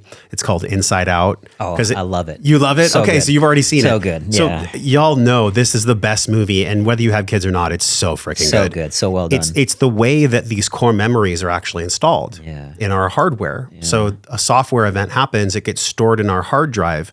And then it either, like you said, from young, it directs our life and we call it fate, or we see it for what it is and we assimilate the unconscious, conscious piece of it to pull out some wisdom from it. Yeah. And so the ticker tape and the story that was playing in alignment with the concepts of Fearvana that you teach in your book It was actually meeting that fear head on. And it was meeting it in breath work. It was meeting it through psychedelics. It was meeting it through talk therapy. It was meeting it in a float tank. I mean, a lot of different ways I met it. And at first, there was anger. There was resentment. Like, fuck you for installing this stuff in me. And then as I walked up the ladder, I got to 250 on the scale, which is really like the willingness and the courage to change. And then to acceptance. And it was through that acceptance that I saw my dad's words, my mom's words, my math teacher's words, all these words, I just saw it as this massive epigenetic emotional transfer where our lineage, God loved them, gives us these horrific gifts of belief, self-deprecating belief that hold us fucking hostage for so long. Yeah. The reason I share that story is as we say goodbye, if someone is struggling with one of these installed beliefs, how do they walk the ladder to get to the courage to change? The actual inflection point of change. Ultimately the pain of inaction has to outweigh the pain of action. So you can engineer rock bottom and actually you can engineer pain. So simply by becoming more aware of it, you can say you have to. So one of the things I'll have sometimes people do is look, any path in life you choose, at any point in life, there's a crossroad, this path or this path. There's always kind of these two branches always spiraling. Should I stay in this business that I hate or in this job that I hate or build this business? Should I stay in this relationship that isn't working out or be single? All these crossroads, whatever the decision. Yeah. I would have people write down, all right, write 2 columns. On column 1 is path A, column 2 is path B, and then write another 2 columns in each one. What's the reward of path A and the struggle of path A, and then the reward of path B and the struggle of path B. Because we as individuals, we will not rise to the level of the desires we want. We will fall to the level of the struggle we are willing to endure. We will fall to the level of the struggle we are willing to endure. So ask yourself, which struggle am I willing to endure? And then you get to make a call. Antarctica, I suffered tremendously. But the struggle of not doing this thing, that was my soul's calling, that was me exploring the edge of what's possible. If I look back on my life knowing I'd never done that, that's a suffering I don't want. Every bit of suffering I endured in Antarctica and getting up to it was worth it, was more than worth it. And that's not saying that everybody's that, but the point is that was a struggle I was willing to endure. So get clear on which struggle you are willing to endure. And then when you have those beliefs, those dialogues, wherever you are in your journey. So actually in my work now, I've created a framework based on Maslow's hierarchy needs called STORM. So that step into the storm. And the idea is survival. This is a 5-phase evolution from a human being going to the depths of suicide, to struggle, to the heights of mastery and fulfillment. So survival, transformation, optimization, relentless, mastery and fulfillment. So true experiencing, not just mastery at craft, but truly fulfilled. Now, the tools to get from S to T are very different than relentless to mastery, right? The tools are different. So I actually have a whole series of tools and offer that I offer on my website. Feel free to check it out if anybody's interested. But now where I'm playing at, I had to believe in myself strongly to go in Antarctica. I had strong self-belief. But if you're in the stage of survival, arguably even transformation, you don't need to believe in yourself. And I stress this to people I work with, belief is built on the battlefield. So you can have those thoughts that you're talking about. Okay, who am I? All that stuff. Even when I wrote Fearvana, as you know, I got the Dalai Lama to endorse the book. When I reached out to him, I had all those thoughts. Who am I? I was an unknown author. Why would he endorse my book? What if it's terrible? All those thoughts. But I kept taking action. You can have those thoughts and still do the thing. I can still write that email. I can still reach out. I can still do the action. So you can so that's what coming back to the point of pausing for awareness. If you don't pause for awareness, you'll go down the spiral of second dart syndrome. But when you pause for your awareness, you can say, okay, I'm having these thoughts. I am not my thoughts. My thoughts are not me. I don't have to be defined by them. You're not your thoughts. You're not your feelings. You're not your experiences. You are the thinker of your thoughts, the feeler of your feelings, and the experiencer of your experiences. The higher I, we talked about the wholeness, the paradox of oneness, right? There's something that transcends all the illusions, all the constructs. So I can have that thought, just like you did, I'm sure, when you did your first podcast ever. Hey, who am I? But you took action. Belief is built on the battlefield. So you do not need to believe in yourself to go from survival to transformation. Once you go from relentless to mastery, yes, at that point, you better start believing, you better own how great you are. But wherever you are in your journey, and there's no judgment, I've been on the edge of taking my own life from drinking heavily. I've been there. At that point, I certainly didn't believe in myself. Far from it. I didn't believe I could do the things that I do now and be where I am. But I just had to take a small step. once you take one step, that you stack the wins, right? That next step becomes the next step. And then you move up the ladder. That's why the tools are different.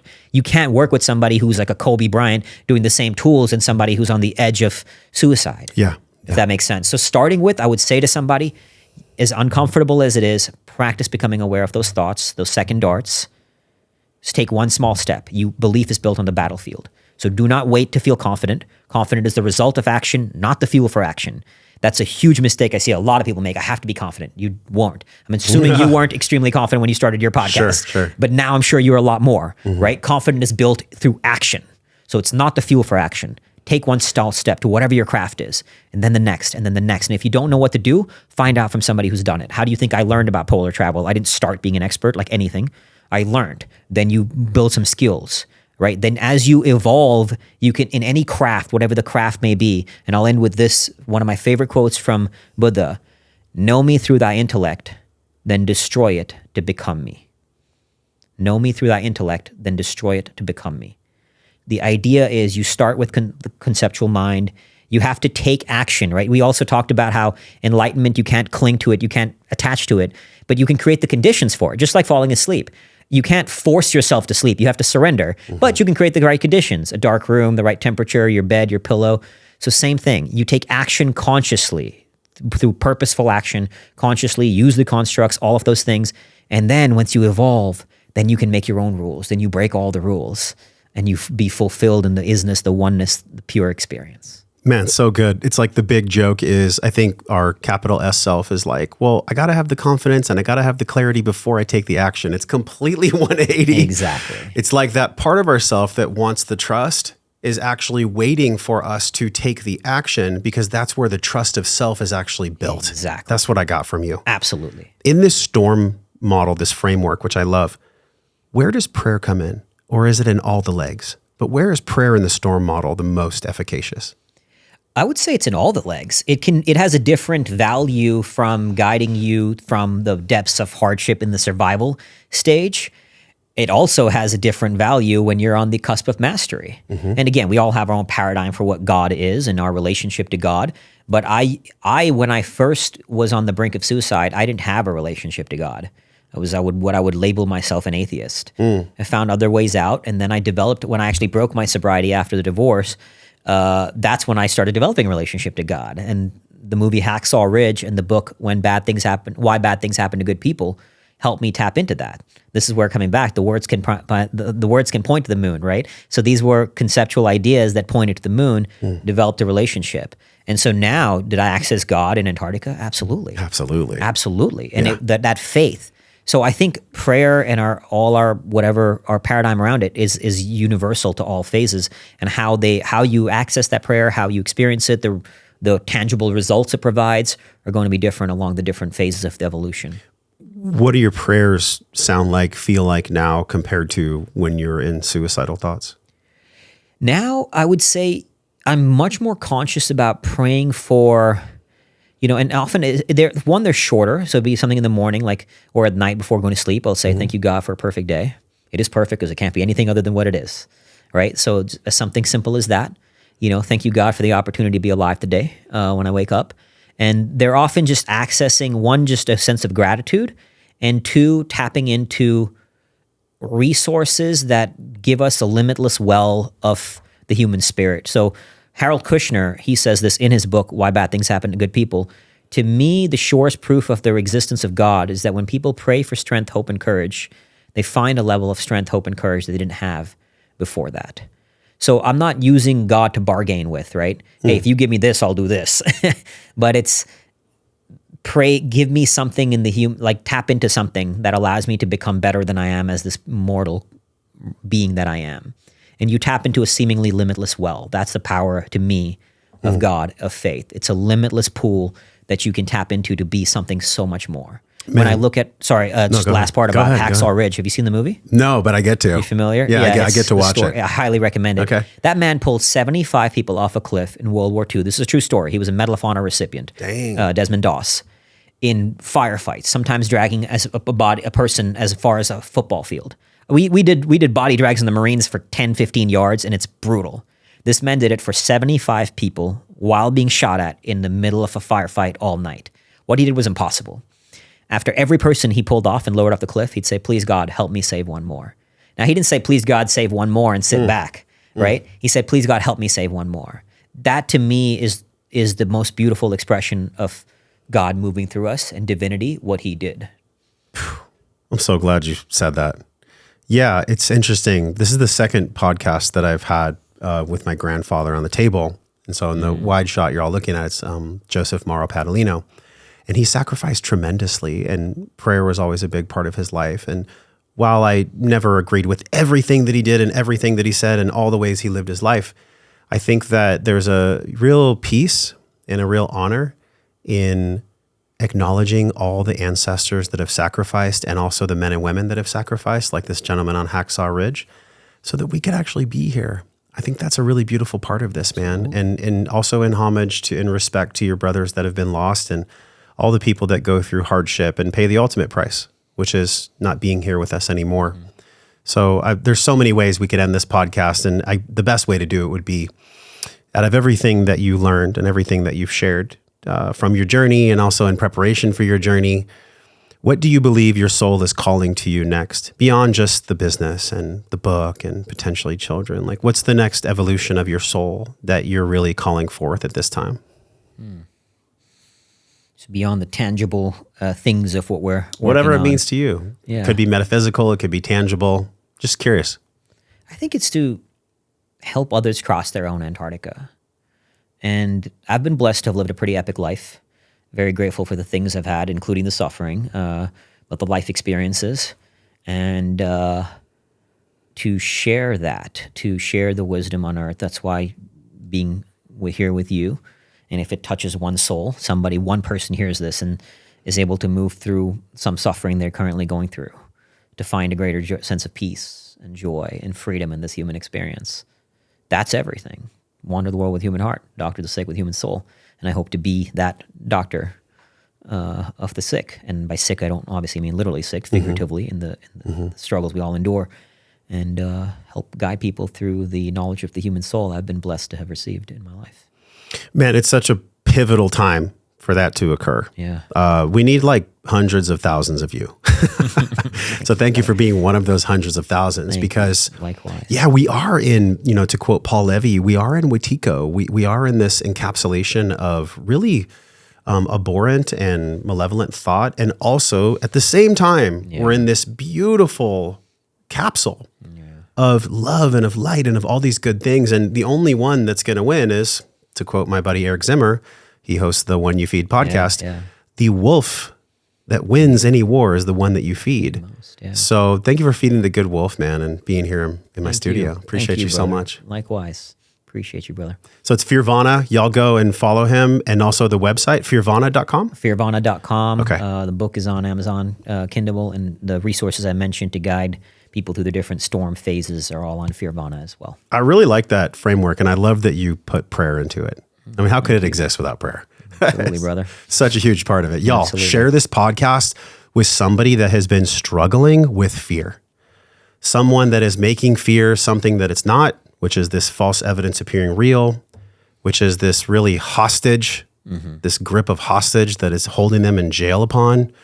There's another way out. And if this story, this podcast inspired you, please share it with somebody. Share it with somebody that is deserving of inspiration, because like Akshay said, the only way out is through.